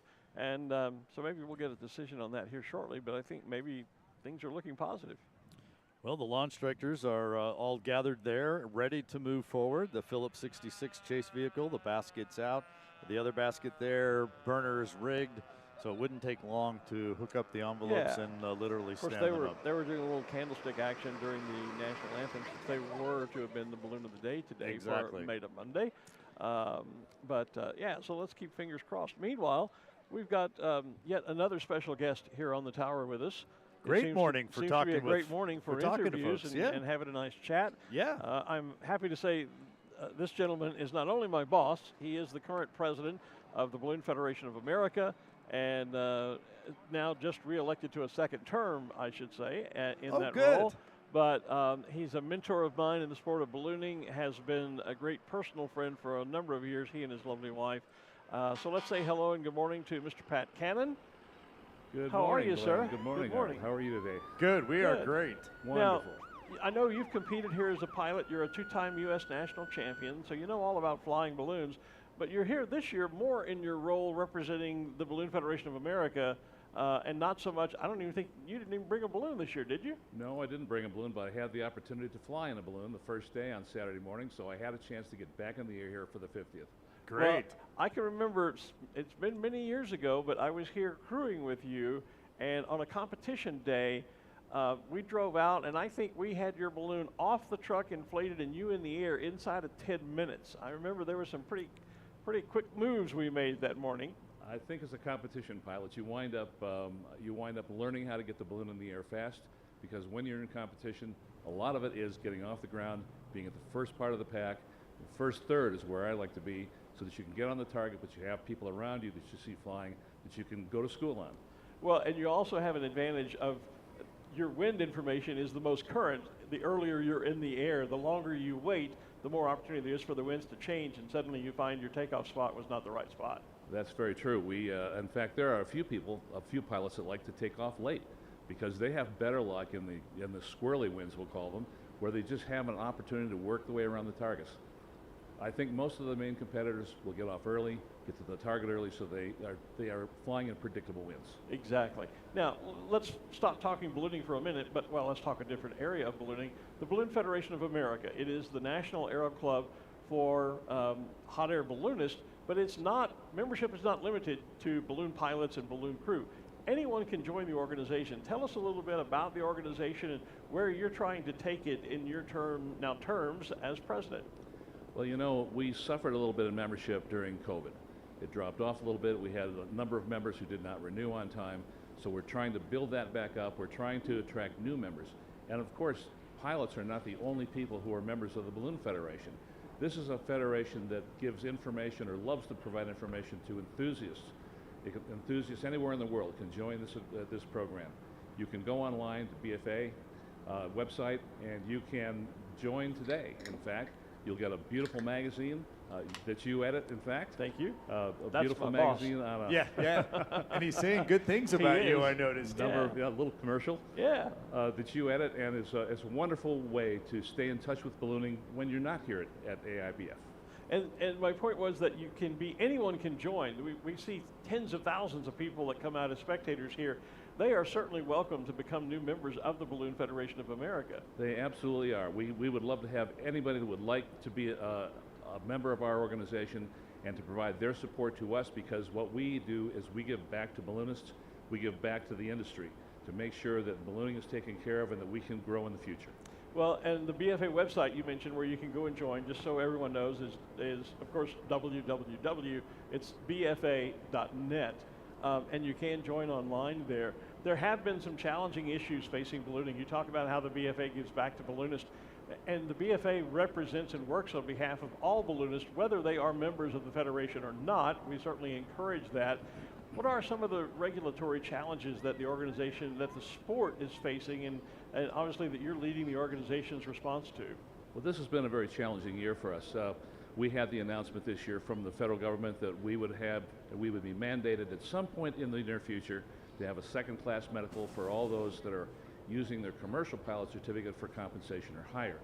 That issue is continuing on. There's been no final date at which or during which pilots will have to have their second-class medical, but we're working now with the Federal Air Surgeon and with their group to make sure that we soften the blow of that to the ballooning community. So we've been working very hard with the federal government to stay on top of it, to make sure that we know when that's going to be due, and to deal with that accordingly, provide education to the pilots so that they can go in and apply for their medical with the least amount of hazard to them. So if a pilot is a commercial pilot and is facing the prospect of having to have a second-class medical, the BFA can potentially help in that process, particularly a lot of pilots who are in our age group. You know, I'm diabetic, and that would be an issue if I'm not flying actively any longer, but if I were and trying to get a second-class medical, that could be an issue that I might need some specialized help with, and the BFA might be able to provide resources in that regard. And that's very true. We're trying to line up AMEs, or aviation medical examiners, around the country who know aviation intimately and that can help us with that process. The other thing that I know that is challenging the sport right now is drones, and I don't want to paint the wrong picture, because we've had this beautiful drone show here, and those are outstanding. The issue that's beginning to become a problem for ballooning is for a company like Amazon to use drones to deliver packages flying through the air and not being aware that balloonists are in that same airspace. That's true, but it's not just the big box companies that are providing these drones to deliver packages around the country. We also have the issue of law enforcement, for example, be able to fly drones beyond the visual line of sight. So it's always been a rule in the past that drones must stay within sight of the operator.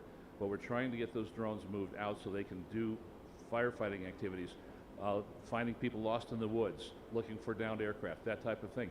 And we're certainly not petitioning against any of that. What we are looking at is these drones, some of the larger drones for deliveries of packages are quite large. In fact, they're larger than your studio table here. They weigh about 100 pounds, they can fly at over 90 miles an hour, and they can't see where they're going. They're being directed by GPS, so they're going out and delivering a package and then coming back to pick up another package to take it out. They're flying at altitudes below 500 feet. There are a lot of aviation activities going on below 500 feet, not the least of which is balloons when they're taking off and landing or flying out in the open country. So what we are trying to do is to get in fact, I should say that there is a petition with the FAA that's been brought by this rulemaking committee to give the right-of-way to these drones over balloons. A balloon, as you know, very large. They are not that maneuverable. Drones, of course, are powered and should be able to maneuver around objects. And that most of these objects that you see are objects that are programmed into the database for that drone, but balloons are not. We have no means by which to provide a beacon for the drone to see and avoid us. So yeah, a drone would, for example, could be programmed to realize there's a cell phone tower on this path that I'm going to be flying back and forth and programmed to avoid it. If a balloon happens to launch from a schoolyard near there and is suddenly in the airspace, the drone has no idea, and there's the risk of collision, and that's really the threat to giving them right-of-way over a hot air balloon. It is, and I have to believe that attempt to provide right-of-way to a drone is more a legal issue than it is anything else. But we have seen Amazon in action now with their drone, and their drone now can see and avoid obstacles. We hope that the rest of the industry goes that direction, and that's what we're petitioning the FAA to do. So let's get back to more fun topics. 50th Balloon Fiesta, you've been a pilot here, you're now here representing the Balloon Federation of America. This is the granddaddy of balloon events, but the VFA takes part in ballooning events all around the United States. We host our own U.S. National Championship. In fact, this past year we had 4. We had the Nationals, we had a Women's National Championship, a Junior National Championship, and a Team National Championship. What's the BFA doing to help grow the sport, to get more people into ballooning? Well, we're doing a lot of things to try and attempt to do that. We are direct mailing. We are out there on the internet. We have the Facebook page for the Balloon Federation of America. You can go onto that Facebook page anytime and find out what current activities are going on. Our website is in construction right now. We're rebuilding the website. It will have as much current information as we can to participate in these events. We welcome everyone to come out to the events around the country. The championships in particular are a great amount of fun because that's where you see the best of the pilots in this world come and compete for great prizes. And well, I guess not so much the prizes, but you get to carry the trophy. Yeah, exactly. That's it. And you get to carry the title of two-time national or two-time, in your case, national champion. And as they say in a lot of sports, no one can ever take that away from you. Nope, they can't take the trophy away. That's right. There you go. Ladies and gentlemen, my good friend, Mr. Pat Cannon, also happens to be my boss. He's the president of the Balloon Federation of America. Once again, www.bfa.net. If you'd like to know more and get involved with the sport, we'd love to have you join the Federation and become a little bit bigger part of the sport rather than just sitting and watching. You can get physically involved and maybe get hooked up to a balloon crew, or if you're interested, you can find out ways to earn your own pilot's license. So good to have you this morning, Pat, and good to have you back at Fiesta. Thank you very much, Glenn. Thank you, Art. We'll see you around the balloon field. You bet. You betcha. Thanks, Pat. Good seeing you. So we did get the official word now. The hold is over. Okay. There is no flights. There is no competition. However, the field is open for static display. I was going to say, there are balloons coming up. And they will be available. There are pilots are given permission to stand their balloon up here. They will not be allowed to fly off the field this morning. And they are being cautioned that there could be some wind gusts coming off of the rain showers off to the west. Okay. So we'll hopefully see a number of balloons stand up. I can see one of the ExxonMobil balloons standing up here. We see on the screen the Wonder balloon. Looks like one of the... U.S. Bank is getting its envelope cold inflated. Yep. And I'm not sure which the red one is down there. That might be a Phillips or, well, we'll have to wait and see what that. Yeah. But while the balloons are starting to stand up for a static display, we're going to continue to talk to different folks around the field. Okay. And Ruth Lind has caught up with one for us. Ruth? I have. I am with Officer Alex Raheny of the Albuquerque Police Department just now. And the APD has always done a lot of wonderful work in the community. This caught our eye as we were coming by. Alex, tell us about this Ford Explorer. Yeah, good morning. Thank you so much. We have a pink Ford Explorer. It is dedicated to breast cancer awareness. As everyone knows, October is a highlight and we do focus on breast cancer awareness.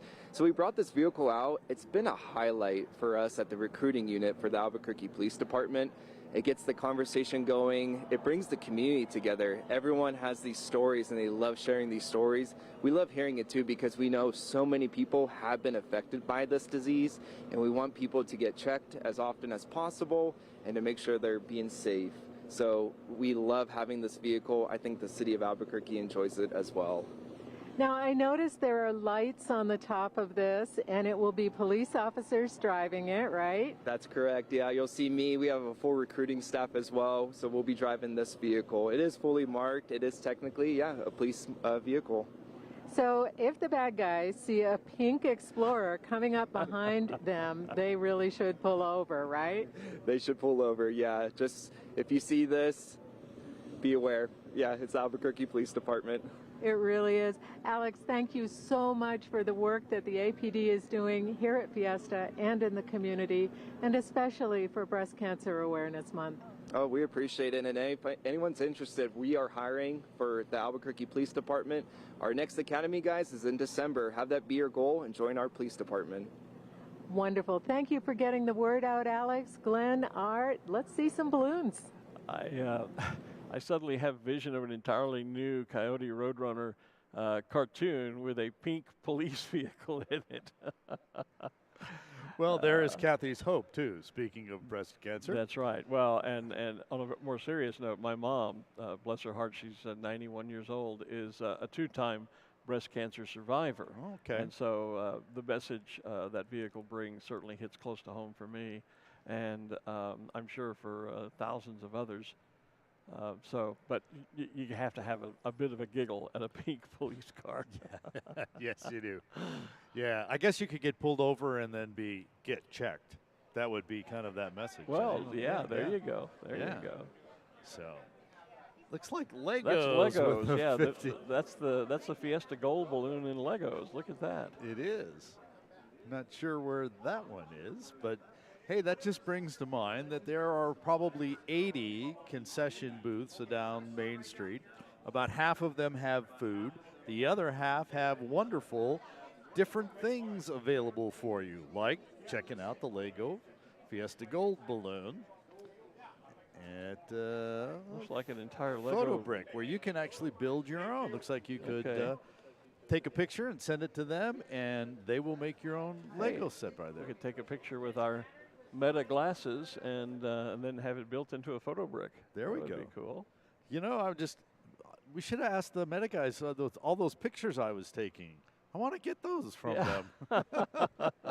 Yeah. Michael and David and Derek, come back and bring us those pictures. You know, I could have used a pair of those at the BFA meeting yesterday for our award ceremony because I was wearing out the battery on my camera shooting all these pictures. And having to hold the camera and press the shutter over and over and over. It would have been so cool just to reach up and tap my glasses.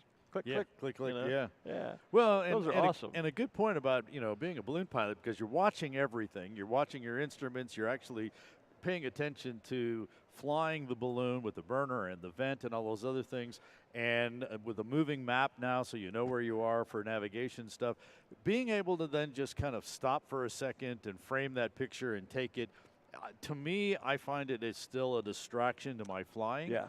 And I'm kind of in awe of these guys that get lots of pictures up there. I'm figuring they either have somebody else flying or someone else taking the picture, and then they just take the pictures and post it under their name. Well, I hope that's what's happening. One of the best examples is Johnny Petrin, who is a world-class pilot. He's world champion, and on his Facebook page, whenever he's at an event, he has this thing going where he posts the in-flight photo of the day, and he captures some incredible images. Yeah. And I think, how are you doing that and still flying at the level that he Johnny flies. flies at? Exactly. It's not like you and I just flying along having a good time. Right. Johnny's out there winning world championships and doing that. But yeah, you know, and I know a good friend of mine was talking about having taught his grandson to fly and seeing his grandson flying the balloon and reaching down to get his phone, you know, and he slapped the phone out of his hand. And, you know, the ability to be able to do things, to accept a phone call if you had to, take a picture, shoot a short video or whatever, by just touching your glasses. I mean, those were amazing. Pretty Absolutely cool. amazing. Absolutely, yep. Well, and then you'd be able to capture that documentation of whatever that is, because you see some incredible sights while you're up flying. You do. And some just interesting, but it would be great to be able to capture those, and if you can just reach up and take that picture, that'd be great. Well, and if for some reason you were to find yourself, you know, perhaps making a challenging landing and wanted to document it, you'd be able to just reach up, touch your glasses, turn the video on, and get back to flying the balloon, but then you'd have a video record of what was going on. Which could also then be turned into an instructional video. That's true. So it would serve multiple purposes. So, yeah, we'll have to check Or those out. and even think of, you know, balloon ride passengers who were maybe had a set of those glasses and they're flying along and they can video, you know, their flight. They don't have to carry a camera with them. That way, and be glued to watching what's on the screen. Watch on the camera. They could just simply look around wherever they want, and they would be capturing all that on video. I mean, the technology is pretty incredible. So, yeah, thank you again to Meta for bringing those up and sharing them with us, giving us a chance to play a bit with them. And if you are intrigued by that and are here on the field, then their little booth is not too far up Main Street. You can check by over on Main Street at the Meta Place. They're only going to be here through today. I was going to say, it's so. Meta Monday, and they did say this was their last day here. So if you're interested in that, I would suggest you make a path in that direction. There's the first of our two Exxon Mobil balloons standing up on screen. That one being piloted by Matt McClinton. The other one is by Tristan McLean. He's still getting some cold air in it. That's the one you see the purple and the white and the blue stair-step pattern in the lower right of the picture there. You see Sol Air kind of rocking back and forth in the background there. That is Sean Rea in the Sol Air balloon. And then the one with the big blue band in the center and the white star that just went out of view, that is the Oxy balloon, also beginning to cold inflate. So we are going to have some, there's U.S. Bank. From a different angle, camera angle. From around the other side. We were looking from our south camera. This is more from our north camera, or maybe our stage camera. Stage camera. Yeah. So we're going to see some balloons stand up. Again, they will not be flying away this morning due to the thunderstorms that are on the west side of town. Well, I'm just looking out there, and there's some pretty strong rain out there. Now, it's a distance away, but if you look around to the west, yeah, one of those, there's a very definite rain shower out there. You can see the rain falling, and that was part of the concern this morning. And as you know, when the rain falls down, it displaces that air, which tends to create an outflow. Outburst or an outflow. And it's going to create some gusty winds. And those can be 20, 30, 40 or more miles away from where the actual storm is. One of our viewers, excuse me, it's been a long week already, even though it's only Monday. I've been here since Wednesday, is asking, will we still be waiting until the 2 p.m. pilots briefing for an update on today's America's Challenge launch? Yes. The answer is yes. Thank you. I figured you might know the answer. The briefing is obviously for the pilots, but all the officials there. Obviously, the weather guys are continuing to look and monitor what's happening. But in the world of gas, they pick these briefing times so that everyone can plan when they would mobilize again for something. And in this case, it's just for the briefing. So at 2 o'clock, they will have the briefing, and they will update all of our America's Challenge teams on what the weather looks like, not only here, but downrange, and then tell the pilots and then ultimately us what the game plan is for tonight. Do we attempt an inflation and launch tonight? Do we put it on hold again? What's the game plan? That is all released at the 2 o'clock briefing today. So you'll want to continue to watch basically social media, because right now we do not have an event tonight. Well, and that was going to be my next question. If, let's assume for the moment that the decision was made to launch the gas balloons out tonight on the America's Challenge, We are not typically on Monday, night. Tuesday, and Wednesday night. So would we then amend our schedule and do a live broadcast, or would we simply record the launch and maybe perhaps play it back the next morning? How do you're the executive producer, how would you anticipate we might handle that? I would like to do the launch live. Okay. That does mean, because as you said, we're not scheduled. That means calling hey, we need a crew call. Yeah, out all to be hands able on to, deck. all hands Right. back, and they may Okay. have made some other plans. It also kind of depends on the timing of that launch. If it's, say, a 6 or a 7 o'clock in the evening launch, I think we would be able to bring that to you live.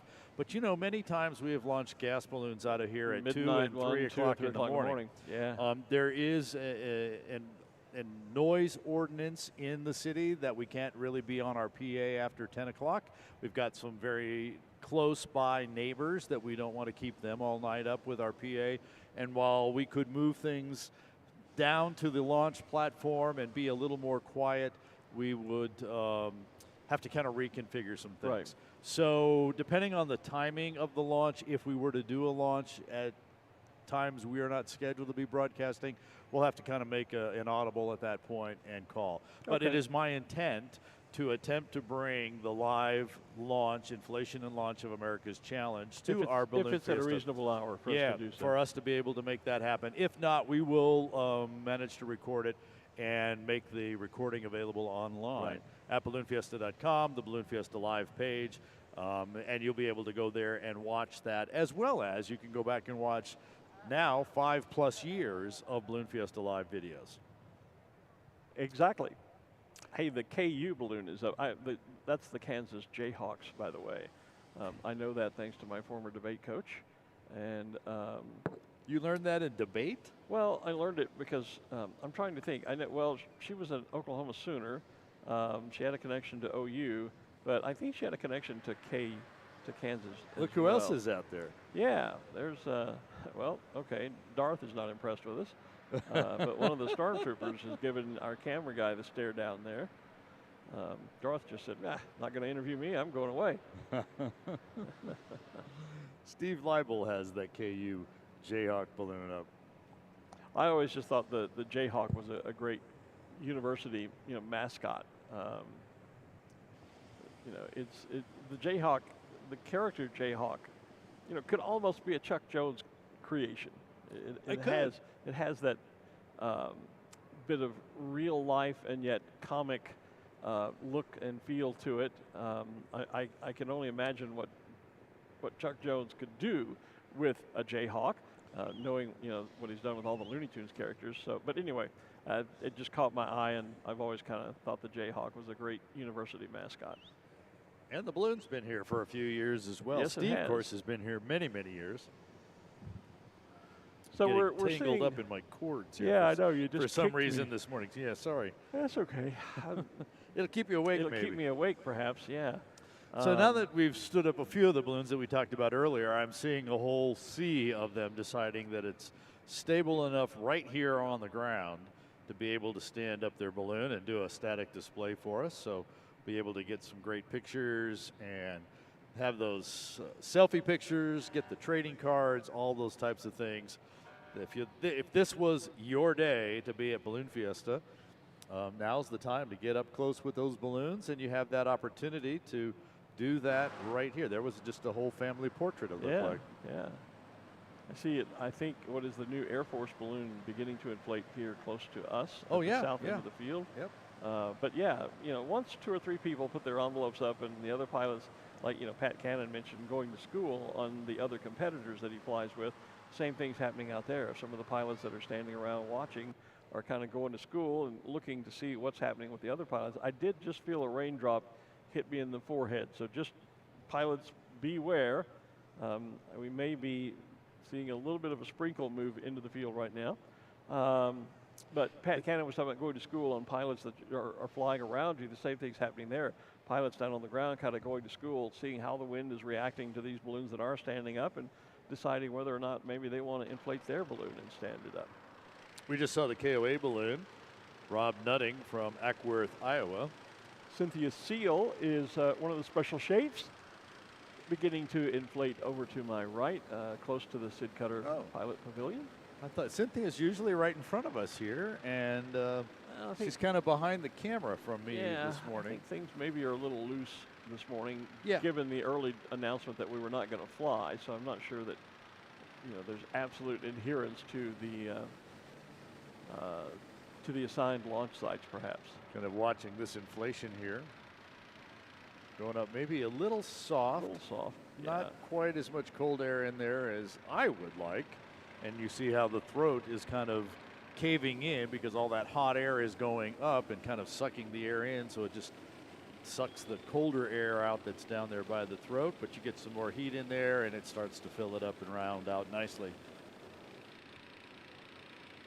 Yeah, I was always a fan of trying to cold pack my envelope as full as my inflator fan would do, because it gives you that nice big round opening to fire the burner into, with less chance of perhaps burning any of the fabric around the throat. And while most of the fabric in the scoops or the skirts, that part that's almost hanging below the basket, and sometimes that very bottom panel layer there made of Nomex, so more of a flame resistant type of material versus the ripstop nylon or polyester that would tend to melt if you hit it with the flame. Yeah, the Nomex, typically the skirts or scoops of the balloons, and nowadays generally the first panel are made of Nomex, which is the same fabric that firemen's turnout suits are built from, and it's flame resistant, flame retardant. You can burn it, but it won't support, it won't catch fire and flame, but you can burn it, scorch it, and then of course the ripstop nylon that most of the balloons are built from just simply melts. Again, it's not like a sheet of paper that you set fire to it and it creates a flame. It's just when you put heat to balloon fabric, the fabric just disappears. And leaves a big opening. A big opening, yeah. Suddenly you have a picture window in your balloon that you didn't have before. Yeah, and then there becomes a big hole in your checkbook. Usually that's what follows. That's right. It sure does. And while the Acme repair station makes a little money. Yeah. Yeah.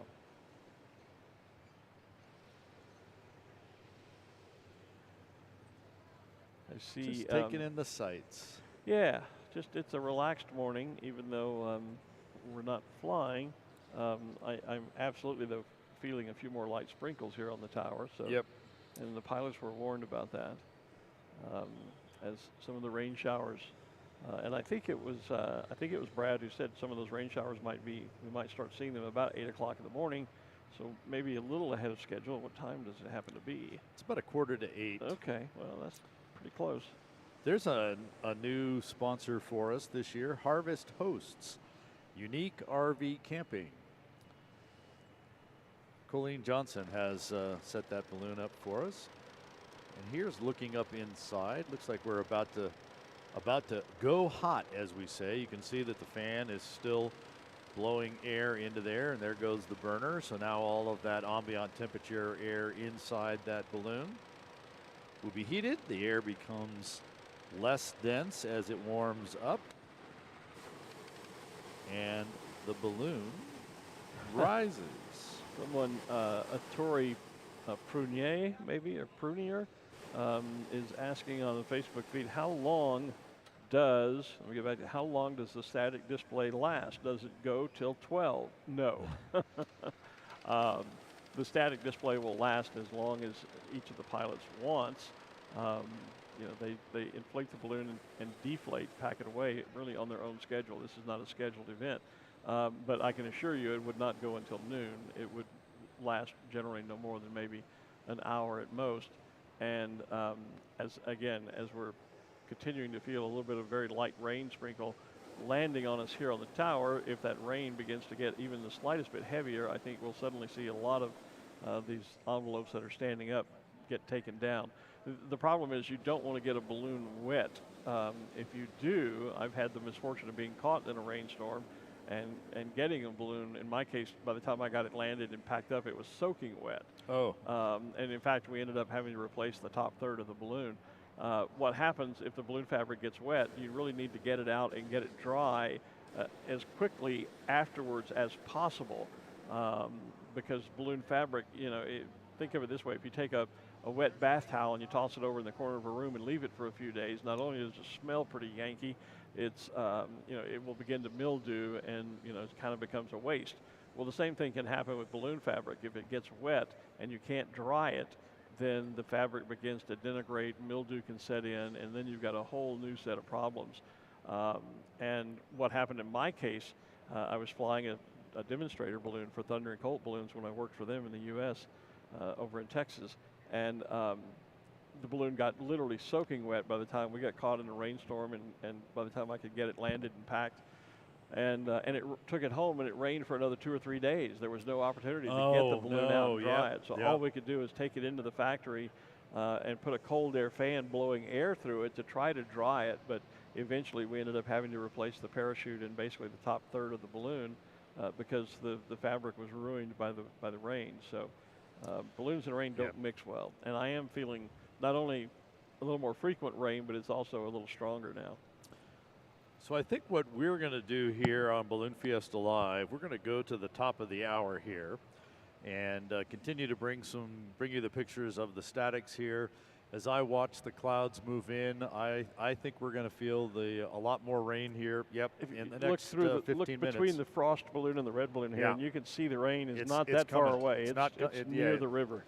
Well, and I'm watching even the clouds overhead here. So our game plan here is to kind of hang on for just about another 9 minutes or so, and then we're going to call it a morning and plan to see you tomorrow morning at 6 o'clock. 6 o'clock, yeah. And if something happens with America's Challenge after the 2 o'clock briefing today, we'll get some stuff posted and we'll kind of go from there. So check balloonfiesta.com and the live-stream page for more information about that, as well as social media.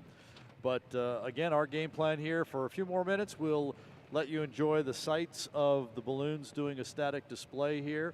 And then we're going to say goodbye. I suspect shortly after that, all of the balloons will put down as that storm moves in. I think so. Pilots, those of you maybe that can't see from the field, there is definite rain over, I would say, near the river.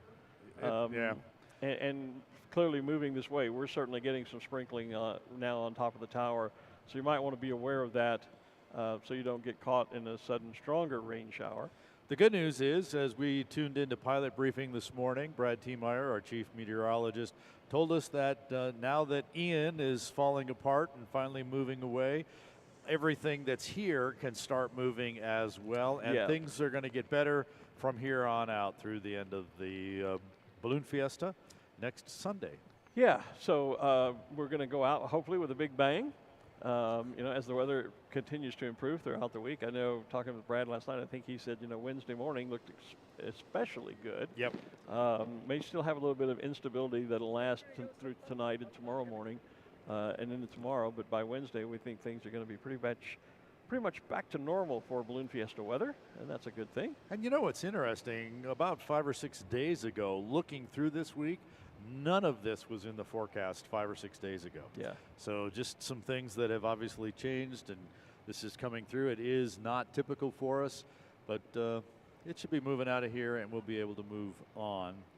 Bravo Bear is the name of that bear shape that we're seeing on our feed.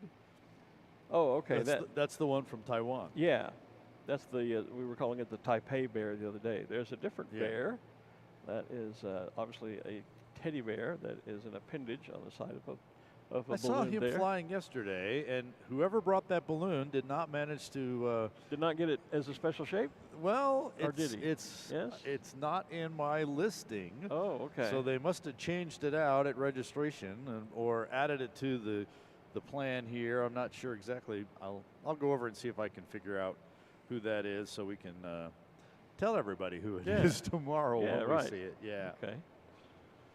So we should go ahead and wrap down or run down the schedule for the rest of the week, since we talked about how the weather is going to get better. Tomorrow morning, again, we'll be here at 6 o'clock, and we have scheduled a competition day. Right. So half the balloons will launch from the field not participating in competition and fly away. The other half of the balloons will go somewhere else to launch and attempt to fly into the field. So tomorrow will be Coca-Cola Day. And then, of course, competition starting at 8 o'clock. And our chainsaw carvers will be carving away at 8:30 tomorrow morning. Then on Wednesday morning, it's back to a Mass Ascension Day with the Dawn Patrol Show presented by Route 66 Casino Hotel and Resort, our Krispy Kreme Morning Glow. It's kind of just like a weekend, although we add the Flight of the Nations which is where to we our have Mass Ascension. Yeah, we recognize the international pilots that are here, typically with one balloon from each of the participating nations, launching and carrying their national flag. We try to recognize them as they fly away. 20 of those countries here this year. I was going to say, 20, I think, is what we're talking about. I think, normally it's in the teens, but I think maybe a few more this year because it's been a few years since the international pilots could attend because of the international travel restrictions with COVID. So a number of them are excited to be back this year, having been away for a few years. And our 80-some RC balloons are globitos. Our mini-me's. Yeah, and so tomorrow, or I'm sorry, Wednesday will be the next opportunity we have to set the world record for the most number of model hot air balloons inflated at the same time in the same location. Yeah. So we'll attempt that on Wednesday morning, and as you can see, the chainsaw carving continues every single day here at Balloon Fiesta. Then Wednesday, it's back to two-a-days. That is or Wednesday. Thursday. Thursday is back to two-a-days. Keep up. There we go. It'll be Kids Day starting at 4:30. All the kids on the field can head over to the Main Street stage. And that is presented by KOB-TV, by the way. And they're going to get some cereal and some milk and lots of other great goodies as well. Our Dawn Patrol, not the show, but Dawn Patrol hits at 6. Special Shape Rodeo begins at 7, where we stand up all 120 of our special shapes. Right. And while they're standing there, we've got regular balloons flying out, and we've got competition balloons flying in, and we've got entertainment on the Main Street stage and chainsaw stuff going on, and that's just the morning. Yeah, that's a busy, busy morning for Thursday. Thursday evening, it's the Special Shapes Glodeo. So we've got Fast Tracks, who is going to be jumping in. We've got some entertainment on the stage, our Glodeo. We've got our drone aerial show. We'll be back, fireworks, and even more entertainment on the stage. So a very full Thursday afternoon. Yep. And then Friday is basically a repeat. Yeah. We change out some of the entertainment, those types of things, but it's the same basic activities as we go through Friday. There you see them. The Globitos will be back on Friday as well, and different entertainers. Friday night, we also have another Glodeo, for with the Fast Tracks team and the aerial drone show and the fireworks and all of that stuff Friday night. Saturday morning, back to a weekend schedule. We will have our Dawn Patrol show, our aerial drone show actually before we come on the air. Right. And we're on the air at 6 with the Dawn Patrol show, Krispy Kreme, our Mass Ascension. The Army Band will be performing, all kinds of great things. We also have pin trading happening on Saturday morning out there at the Group Tours tent. Saturday night, we're back to our evening balloon glow. We call it Night Magic, with our skydive jumps and our drone show and our fireworks and some really great bands over there on the Main Street stage. And then we wrap it all up on Sunday. Hard to believe it's already coming up and we're talking about it. I know. But the aerial show, once again, before we come on the air, that'll be your last opportunity to see that. The Dawn Patrol show, our Krispy Kreme glow, and our farewell Mass Ascension on Sunday morning. And then it's on to the 51st Albuquerque International Balloon Fiesta. It is, and somewhere in the next few days, we'll be revealing the theme and the new bumper sticker for that. Stickers, yep. We always look forward to that. We do, and of course, the other thing that happens after Sunday morning's Mass Ascension is the immediate start of tearing down the city we built for just 10 days. Yeah. Because we have to get the park back into park and golf course status. Well, and for the locals, Albuquerque, I know I used to, in the early days, I used to, especially when I was a pilot, I would fly Sunday morning or finished up my field announcing here, and then I would have to rush back to the, you rush around the field trying to say goodbye to everybody. Right. You rush back over to the hotel, try to get your bags packed and checked out by noon. Sometimes you get a late checkout till 1 o'clock perhaps, and then get on the road and head home, which for me meant getting at least to Amarillo the first night. And at some point I finally said, you know what, I'm too old for this stuff. I'm just going to spend the extra bucks and stay the night on Sunday night. And I've been doing that for years now. So I stay Sunday night, and I don't leave until Monday morning. And Monday morning, Albuquerque is like a ghost town. Yeah. Because so many, the thousands, the hundreds of balloonists that are here and all their crew people have all pretty much hit the road and traveled away by then. And Monday morning, the city is just completely different than what I've known during the week of Fiesta. And I've got 30 seconds to be able to say that what also has happened for those balloonists that are going west out of Albuquerque, what they have started doing is making a stop in Gallup. Right, for a Monday morning after. A Monday morning after Balloon Fiesta flight, which is becoming almost the size of a balloon rally out there these days. Yeah. I did that one year. I've gone out and participated. The only time I never flew the Red Rocks rally, but I went out and did the Monday morning in Gallup one year, post-Fiesta. Yeah. It's great. So with that, we have hit the 8 o'clock hour, and we are going to say goodbye for the day. We'll again be back at 6 o'clock tomorrow morning. I'm Art Lloyd Jr. He's Glen Moyer. Thanks for watching Balloon Fiesta Live. Thanks for being here on the field with us. We'll be back tomorrow morning. Have a great day. You've been watching Balloon Fiesta Live, powered by ExxonMobil. Want more balloon action? Visit the archive of all the Balloon Fiesta Live broadcasts at balloonfiesta.com. And make plans to join us in person for number 51, October 7th through the 15th, 2023. Thanks for watching Balloon Fiesta Live. This program is a production of AIBF Inc.